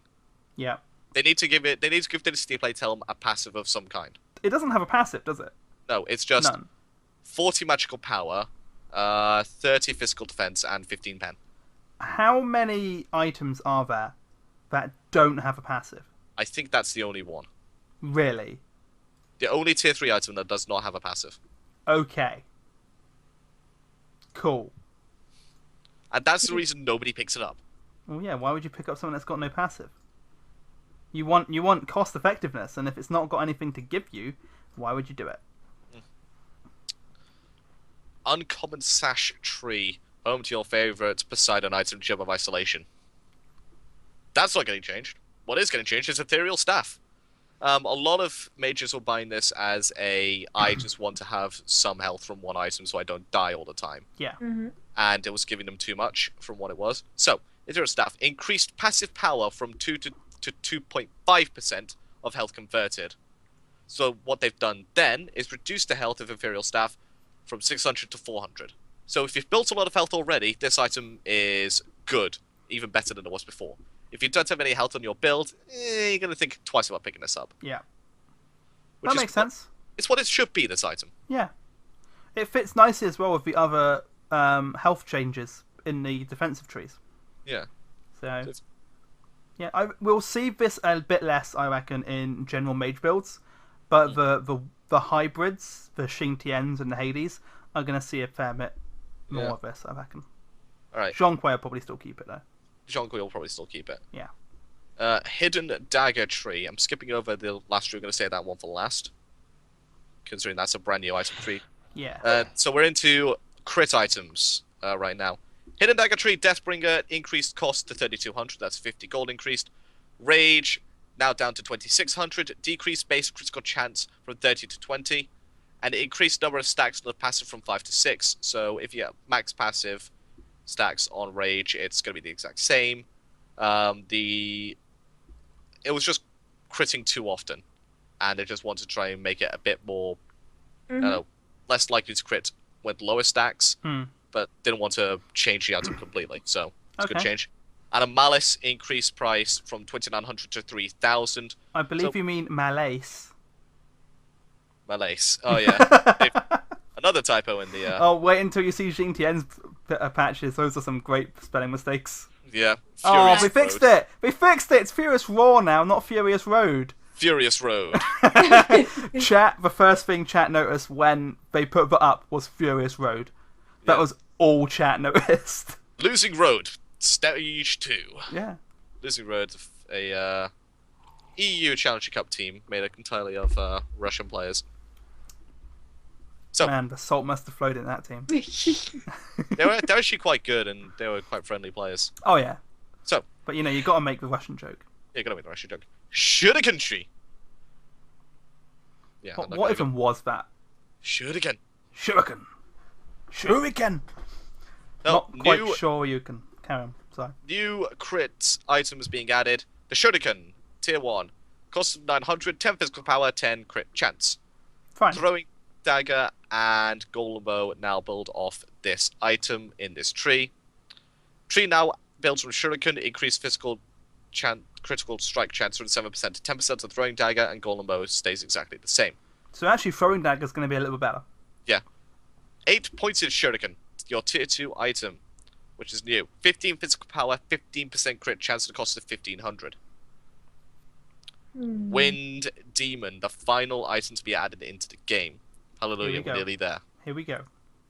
It's a brand new item. With the change to Brawler's Beat Stick, and the fact that no one picked it up because it was an auto-attack based item that reduced healing, they thought, why not? Oh, it's because people really want to build crit on the auto-attack based gods that might build this anyway. Yep. So what they've done is they've added the Wind Demon at a cost of 2,800, plus 40 physical power, plus 20% critical strike chance. Passive. Your crits now also reduce healing on targets by 40% for 3 seconds. So it's not the 8 seconds that it was, because you're constantly refreshing it with constant crits. Yeah. Oh, there we have it. Will it see any use? Yes. No. Maybe. If healers get picked up, this will replace... And that's why it's never going to see use. Yeah. This patch has killed healers. You're never going to see Wind Demon until they buff healers. Or give healers something. Because this has just made it too difficult for a healer to do anything. I think this is also going to see play against Xing. I don't. I also do. I think... Does it count as does his Yeah. HP 5 count as healing? Yeah, that is healing. Because all it's the things passive HP 5. all the things which affect that say healing okay, and regen. This is just healing. No, okay then. Odin ult. It says reduce healing by 100%. Do you have HP 5 in Odin ult? No, you do not. Okay, fair enough. So that means it's partly then that it's an inconsistency in how they refer to it.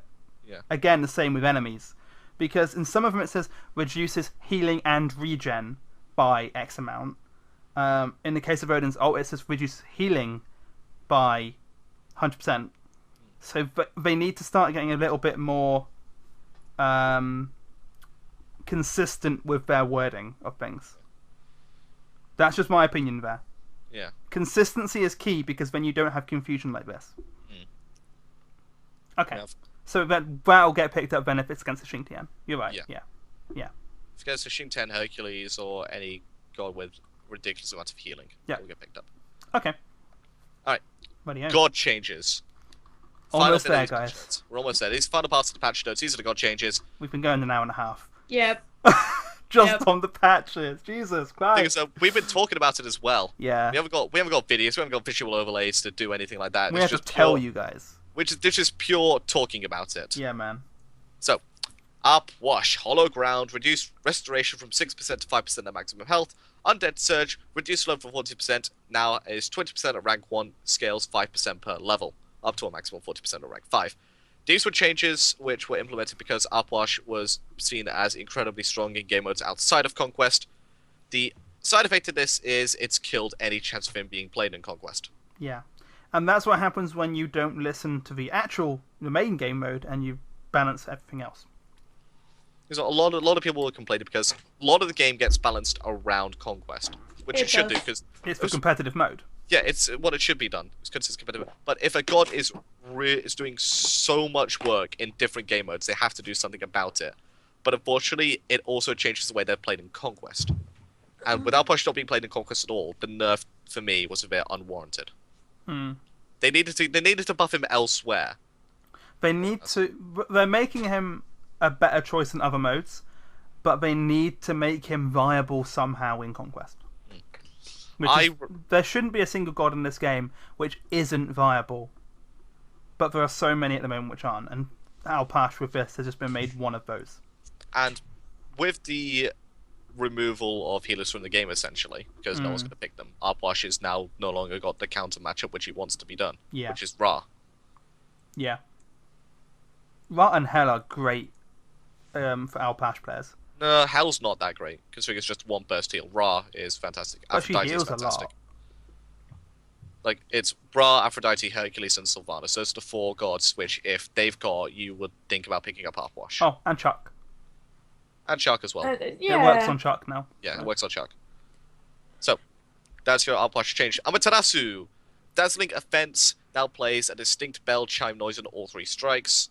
So bongos are somewhat back. Hey! Somewhat. It's now Japanese bongos. What are Japanese bongos? Wait, I don't think I have them. I'm gonna have to do this. I'm gonna Google Japanese bongos. Okay, well, whilst you do that, I'm gonna quickly go through Ao Kuang's changes.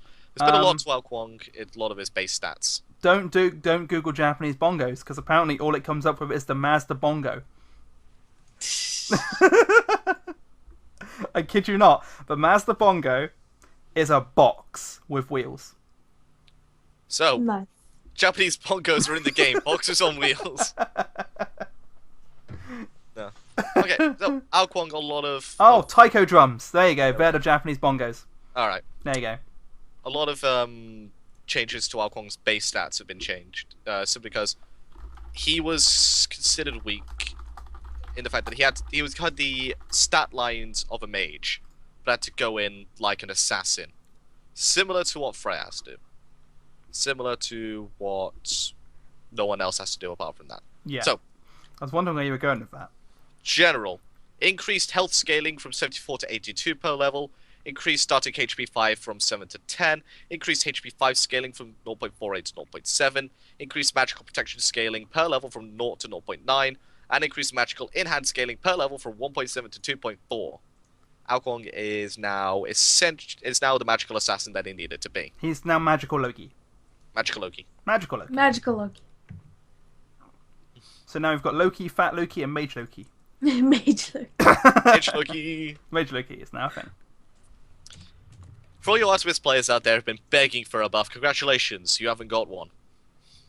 She still suffers from the same problem she always has done. Apart from But one. at least Tusky runs a bit quicker now. Yeah, Tusky's quicker. Tusky's the one that's got the buff, not Artemis. Yeah, there we Tusky go. can Yeah. make better decisions. Yeah. So, instead of every 1.5 seconds Tusky stunning a target, Tusky now stuns a target every 0.5 seconds. Yeah. So, you can stun the entire team in 2.5 seconds. Yeah. But at the same point, are you really going to be in the team fight because you've been dead so many times, you're still useless? Yeah, you're dead. You're actually dead at that point. Yeah. I do like the buff starts her off. It's a good place to start trying to find a way of making her viable again. Because her passive is actually great. Yeah. That passive crit is amazingly good. It's just Artemis herself is very, very easy to pick off. So every 0.5, that's including the very beginning of Tusky. Because when you summon it, it stays there for 1.5 seconds and then stuns a target. 0.5 seconds, you can instantly react. You can instantly start a fight with it now. Yeah. They don't have the opportunity to dash away. They can't bait it out effectively that more. There was that 5-man cast game we played, wasn't there? Or was it? I know I played a game with Toad where the enemy team had an Artemis and there were 3 of us fighting the Artemis. And he turns, panic fires the Caledonian Boar, and you know that you've got that little cone thing now, which dictates where he charges first. Yeah. She turned, panicked, fired, and 7-10 split us, and then died. Nice. So that's still going to be a thing. Mm. You'll still die firing the Caledonian Boar and missing your target. Yeah. Did you just move closer to your mic? Yeah, I have. I did that a while ago. We only just saw it on the screen. So, Bellona changes. Sushi, time to cry. Nah. To be fair, it's not that much of a change. Yeah, to it's not too bad. So I'm like still okay with it. I'm seeing a distinct lack of L's in this nerf list. So. Yeah. Carry on. Bludgeon, reduced damage slam bonus from 30% to 25%. And Scourge, reduced disarm from 2 to 3 seconds to 1.4 seconds to 2.2 seconds of max rank. I like it. She needed these. Yeah. Those Bludgeon was doing too much. Instead of increasing 0.25 per rank, it now increases 0.2 per rank. Yeah. I'm okay with this. Like, I thought she was gonna be hit really hard, and I was like, no, Bellona, but it's okay. Her shield bash is still strong. Her bludgeon is still ridiculously strong because most of the time you're not even hitting a goal before you're slamming them down on them. So I'm alright with it. Don't worry. It's a good start. It's a good start. If she's still really strong, tweak something a bit more. But it's a good way of making sure, because she's not necessarily. She's definitely a good god. She's definitely a high-end pick. However, she's not like Xingtian. She's not like Khepri, Giannis, Thor. So, yeah, good start.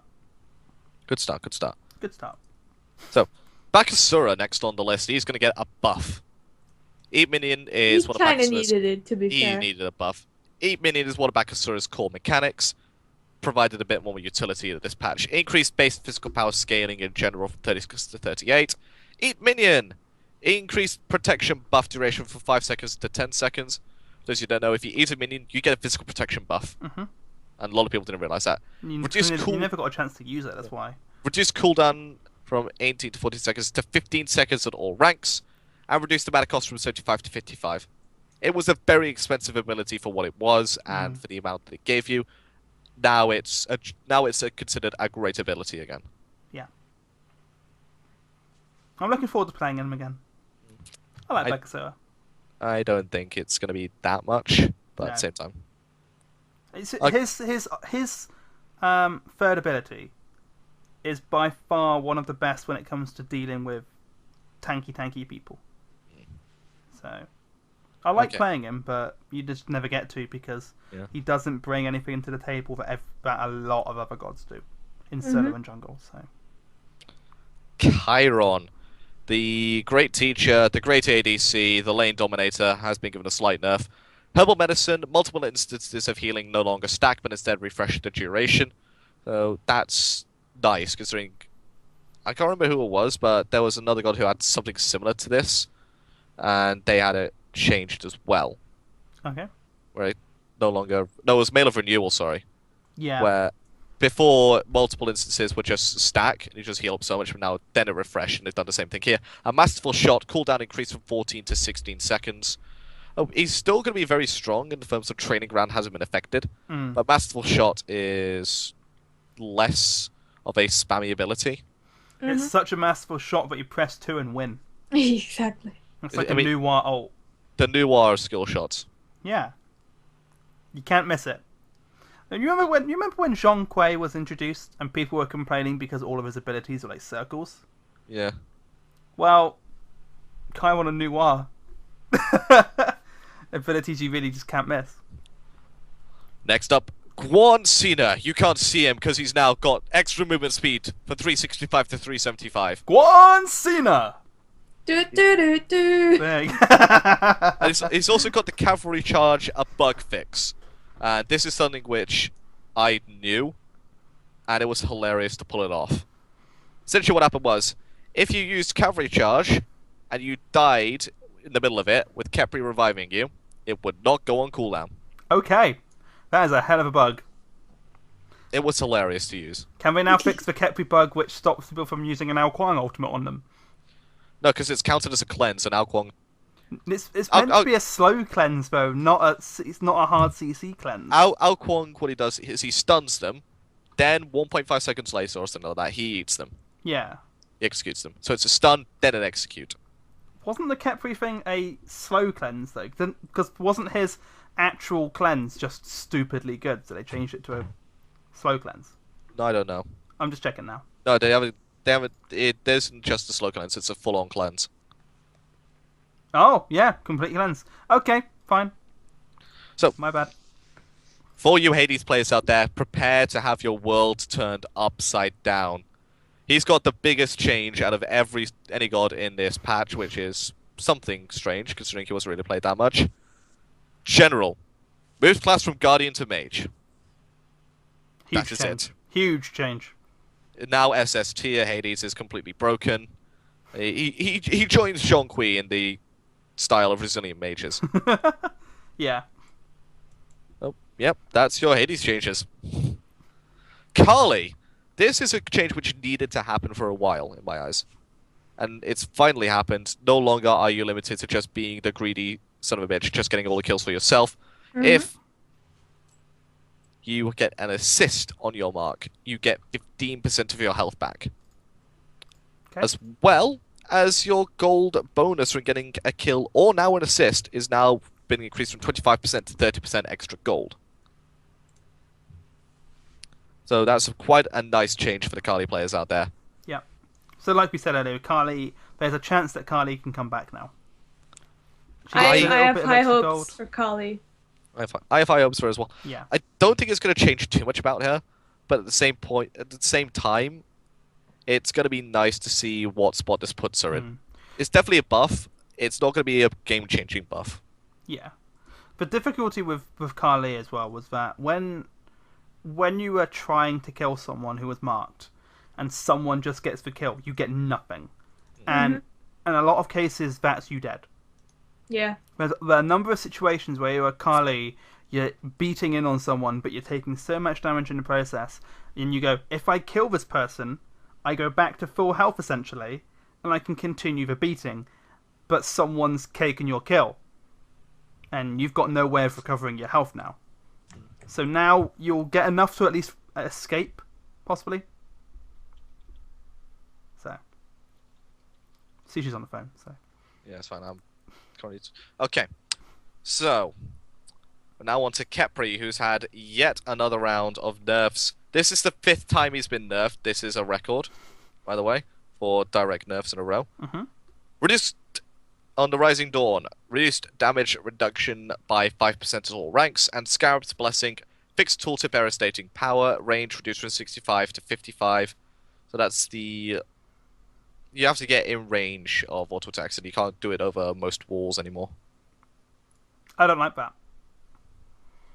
But Khepri ults over walls were so clutch and so hype that you're not going to see that as much anymore. Yeah. I don't know. I think they're beating Khepri too hard. Yeah, I think Khepri is the first true support they've introduced in this game. And what Geb. No, Geb does damage. Khepri doesn't. Khepri doesn't do damage. Not as much. No. Khepri does more damage than Geb. No. Khepri... Have you never seen solo lane Khepri? No, I never managed it. I couldn't pull it off. Never. Solo lane Khepri... I kept killing Aphrodites as solo lane Khepri. Fuck, he does not do damage. He does damage. That's Khepri against an Aphrodite. It's not a real fight. You're not going to see that anymore anyway. Khepri does damage. But Khepri, he's in one of those weird spots, isn't he? He does kind of rely on everyone else because his ult is redundant if he's not got anyone to do it on. So, I don't know. I do feel that they're beating Khepri far too hard. There are other gods in the game that are stupidly broken still. Mm-hmm. Khepri isn't one of them. Khepri's in a nice spot. He gets picked and banned a lot, but that's because max CDR makes him really OP. Yeah. And now they've reduced CDR, I don't think we're going to see Khepri as often. Yeah. I think so too. Odin. He's now a fast son of a bitch as well. Increased movement speed from 365 to 375. Ring of Spears, increased duration to 6 seconds. And he can move through his ultimate rings now. Yay. Yay! He can now join the ranks of the people standing outside the cage laughing at the poor soul trapped inside. He doesn't need to jump out. Yep. It's still the baby cage. Please, Hi-Rez, make it so that when he walks out of his ultimate, it's like one of those gates, the door gates for babies. But it just kind of opens and lets him out and then closes. Oh. Baby cage. Baby cage. That's what we call it. That's what I call it when I'm casting. Baby cage has been unleashed. Yeah, and people are confused unless there's a Vamana in it. Yeah, well that's why it was nicknamed Baby Cage. Because you used to see Odin versus Vamana a lot. And what happened is that you'd see Vamana go into big baby form and Odin put his ult down and jump out. It was great, especially considering Vamana didn't heal while in the baby cage. That was amazing. He just put him in the playpen and went, no. Denied. Learn your lesson. That's a bad Vamana. You're being punished. Sit in the cage, know what you've done wrong. One of my favourite gods in the game, Ravana, is also getting some slight nerfs. Ravana is one of your favorite gods in the game. He is pretty cool. He's pretty fun. I love playing Ravana right now. I have such a strong build for him right now, which in Season 3 is totally crap build. Shit tier build. Like, it may actually be a decent build, but it's not the godlike build that it is now. The build that I currently have for him is Warrior Tabai, Runeforged Hammer, yep. Frostbound Hammer, Bulwark of Hope. What else did I get on him? Oh, what was it? Winged Blade and Executioner. Okay. At max rank, I have 3,540 health. I have enough attack speed to keep them in my Frostbound Hammer range, as well as some nice 10% cooldown reduction. And yeah, I just destroy everything with it with Executioner. It's fucking ridiculous. That does sound like a good build, actually. It's actually broken. I may have to try it up until Tuesday. It is. I think so. The patch should just come live on Tuesday. That's what I mean, up till Tuesday. The patch doesn't come live. Doesn't it? No. There's an extended PTS phase because it's a major season change. When is the patch then? It's gonna be first week of February, if I remember correctly. Okay, makes sense. Okay, So, Ravana, Piranha Onslaught, reduced damage, scaling from 95% to 80%, and 10-hand Shadow Fist, increased cooldown from 15 to 18. Okay. There's no changes. The 10-hand Shadow Fist is fine, considering he uses it pretty much off cooldown to heal up off the wave. And the reduced damage scaling from Piranha Onslaught from 95% to 80%, it's not going to make that much of a difference. His base damage is a lot already on that ability. Yeah. Yeah. They seem fair. Mm. When he hit you, he was hitting you. Okay. Just to quickly answer biologist questions on Arpwash, I think he was weak already in terms of conquest viability. He is now completely unviable, especially with what's going on with mate, what's going on with healers, which were his natural prey. I like him. I have Diamond, and I really wish they'd buff him at some point. Like, the corpse explosion damage without corpses needs to go up. Yeah. Because that's just so weak right now without corpses. And it tickled. yeah, that tickles. That does like 60 damage. Boo-hoo. Yeah. Okay. Going on to Nemesis. Scales of Fate, passive change. Nemesis holds the Scales of Balance. Hitting enemies with basic attacks reduces their physical and magical power by 4% per hit, while increasing their own physical power by 4%. Mm-hmm. So it's now more effective at boxing. Rather than gaining protections, she gains power. Yep. So she can now effectively fight the Hunters. And Divine Judgment, reduced cooldown from 90 to 70 seconds. Yes. Mm-hmm. Good changes for Nemesis. Yes. Still doesn't fix her problem. No. We're better going yes and no, it still doesn't fix her. She's still unviable. Jesus Christ. But Serket. The next three gods, everyone's going to love the fact that they got nerfed. Serket, Sol, and Thor are getting nerfed, ladies and gentlemen. Suck it! Carry on. I got General changes for Serket. Reduce base movement speed from 380 to 370. Goodbye, you crazy fast bitch. Yay. Deathbane, increased cooldown from 10 to 12. Ambush, increased cooldown from 15 to 18. Gotta be a bit more careful about going in. As well, a lot of people don't realize how insignificant this is for 2 seconds to 3 second cooldown increase. Okay, so what? She's just gonna get cooldown reduction. It's gonna be basically useless anyway. Cooldown reduction is a lot harder to get. I'm trying to think of any items which do that on physicals. There's still Jotuns for cooldowns. Yeah, but anything that else you'd build on an assassin. Male renewal. Well, it kind of got changed, so... That's now only 10%. But, like... Yeah. So that's an overall 10% reduction in crowd control. So you may actually... I don't know, Serket's going to be in a different place now. She's not going to be amazingly OP. She's still going to be strong, don't get me wrong. Like, the true damage on the ultimate, the passive doing 20% of your 20% of your health with basic attack. She's still going to be strong. But she's not going to be the I'm going to go all in and get out the same sequence of attacks bitch that she usually was. Yeah. Yeah. Sol, Stellar Burst. Ability no longer slows enemies. Yay! Okay, we're both on mixed feelings on that one. Yeah, the thing is, like, it's a huge AoE thing already. Like, it doesn't exactly need a slow. It can literally one-shot squish you with the right build. Like, I don't think it needed a slow. And the slow was obnoxious. Yeah. Maybe up to... I think removing the slow completely, possibly too much. Lowering the slow a fair amount, fine. Yeah, I'd be okay with that. So, her problem isn't the fact that it slows. Her problem is she does an exuberant amount of damage with that ability with Polynomicon, and her basic attacks hit like a motherfucker for no reason. It's her passive that's the issue more than anything. As well as the fact that she can go in corporal form and just get away from absolutely everything. Yeah. Although she didn't see as much success at the SWC as we thought. Because she didn't. A lot of teams have been banning her out in scrim, so not many people got practice time with her. It's the same reason why people kept on banning Serket in the Smite World Championship Season 1. And then for the final few games, she was let through and she didn't perform that well.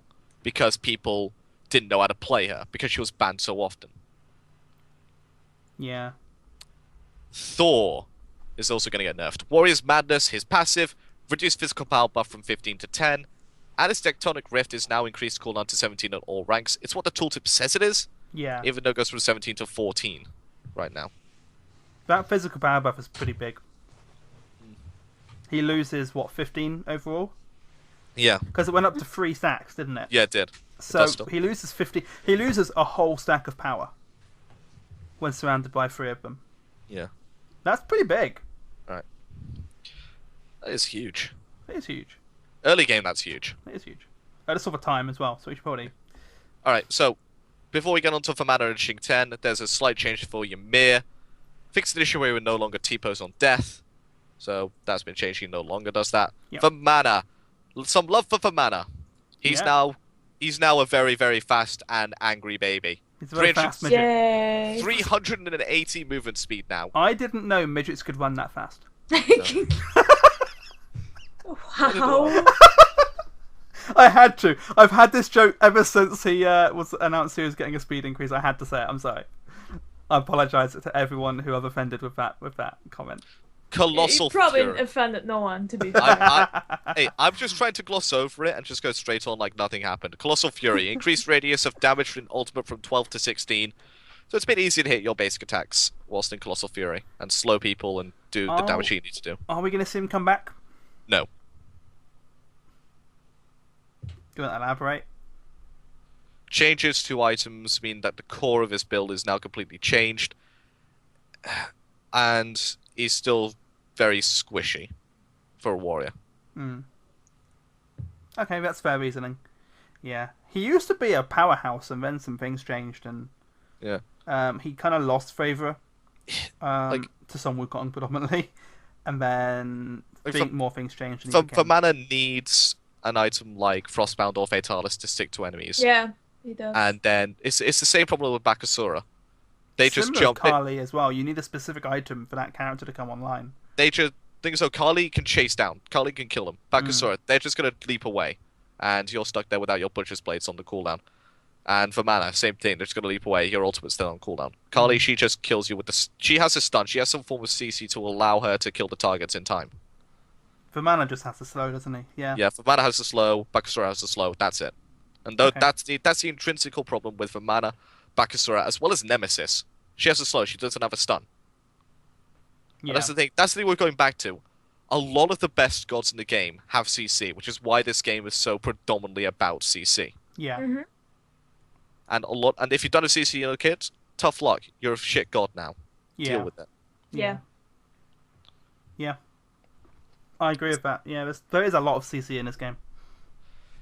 Xing Tian, the final god to be hit with yet another nerf. Furious Roar, adjusted cooldown to 14 seconds in all ranks. So rank 1, that's a 1 second decrease.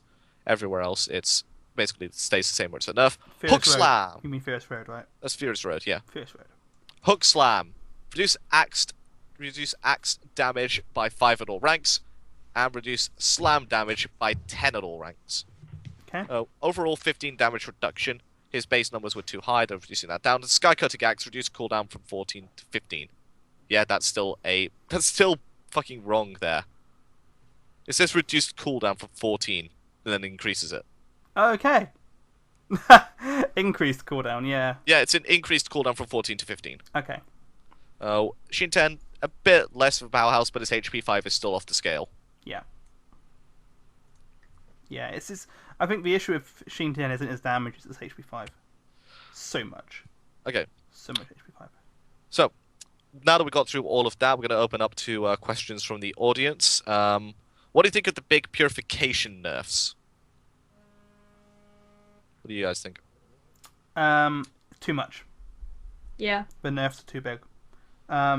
With a game that's got so much CC and the CC that's so prevalent, I don't think nerfing beads in such an extent, especially when you consider the first 12 levels you only have beads, or the first 12 levels you don't have beads and you have something else. There's not enough CC reduction, which means that nerfing beads is worthwhile. You need beads. In a game this CC heavy, you need beads. There's nothing you can do about it. Unless you've got abilities which give you CC in general, like Jablanque's Dash, Rising Jaguar, that gives you CC. But there are some which, like, having to burn an ult. Now, beads don't even have a use against Ares. Because Ares is going to go, cool, I've got you, use your beads. And then he's going to ult you 2 more times before your beads come off cooldown. So, I don't know. I really don't like the beads nerf. No. The cooldown is far too high. By all means, keep the thing to 1 second, but lower that cooldown. 160 is far too long. Yeah. Like, you're going to be seeing the return of the bubble. Return of a what? The bubble. Magi's Blessing. Oh yeah, you're gonna have to build it. You got no choice. And then it's gonna get nerfed again. Yeah, it's gonna get nerfed again. Because everyone's gonna be building the damn thing. So it was 30-second cooldown before, so we went, alright, we're gonna nerf it, so it's now 45 seconds. It was 45, and then it went to 60, and then I think now it's at 90. Yeah, then we go, currently, okay, people are still buying it, let's nerf it again. 60. But it's not okay, as... people are still buying it. Yeah, it's not as popular as it used to be, though, Blink. Because before, there was a point where everyone built Blink.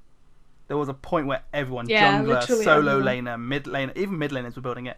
And then, we're talking Blink, not combat Blink, we're talking actual Blink. Blink Anubis is hilarious, but no, the new Blink, again, I don't think... But all of these actives have been made worse than they were by a huge margin. A lot of these actives were made worse than they were by a remarkable margin. Like Hog, no one's going to buy that.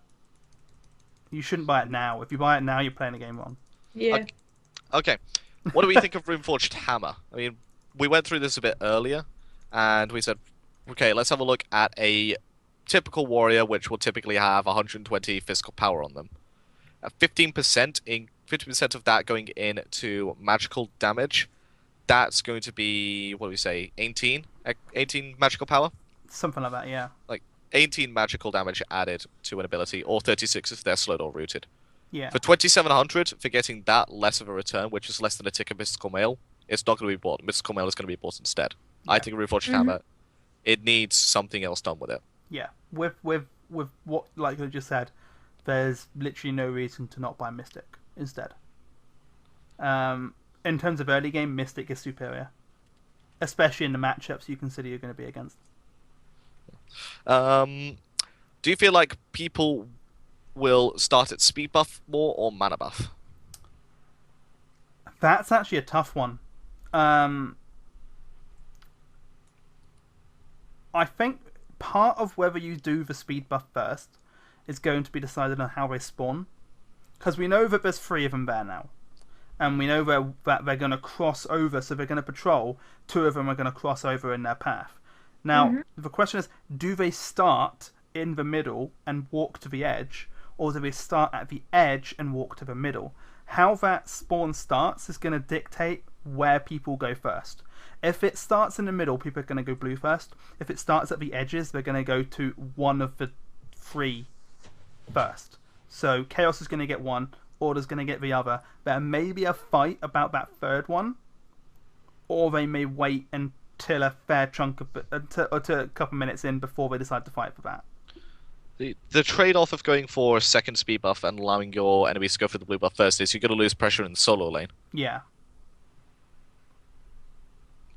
If I'm being honest here, I don't like the changes to speed buff. I think it's been made too powerful and too centralized. A lot of junglers are going to be spending their time in the duo lane. Yeah. Sorry, in the solo side jungle. Now. Yeah.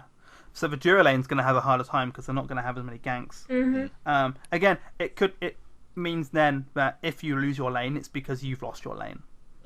You're unlikely now to see a jungler appear in that lane. But I don't know. Like you said, the speed buff is too good now. Was it 21%? Yeah, if you get all 3, it's 21% attack speed and movement speed. So Mercury's gonna have a field day if he gets all 3. Yeah. If you get ahead with Mercury in this meta, GG, you've won. Yeah, congratulations. Mercury is. I think we're gonna see with this new meta. I honestly believe Mercury has moved into double S tier and he's gonna be first pick, first ban. Yeah, I mean that's exactly where I put him on my tier list. Like he is now officially with this build, with this setup, he's now officially the best god in the game. No arguments. He's got a massive increase in speed buff potential. The items that have been introduced into the game only help him. It's ridiculous right now. Do we like the idea of a mini-boss in Joust? Yes. Yeah. Yeah. I can elaborate if you want, but go on. Yes is the best thing. Because, well, in Joust at the moment, turtling's a huge problem.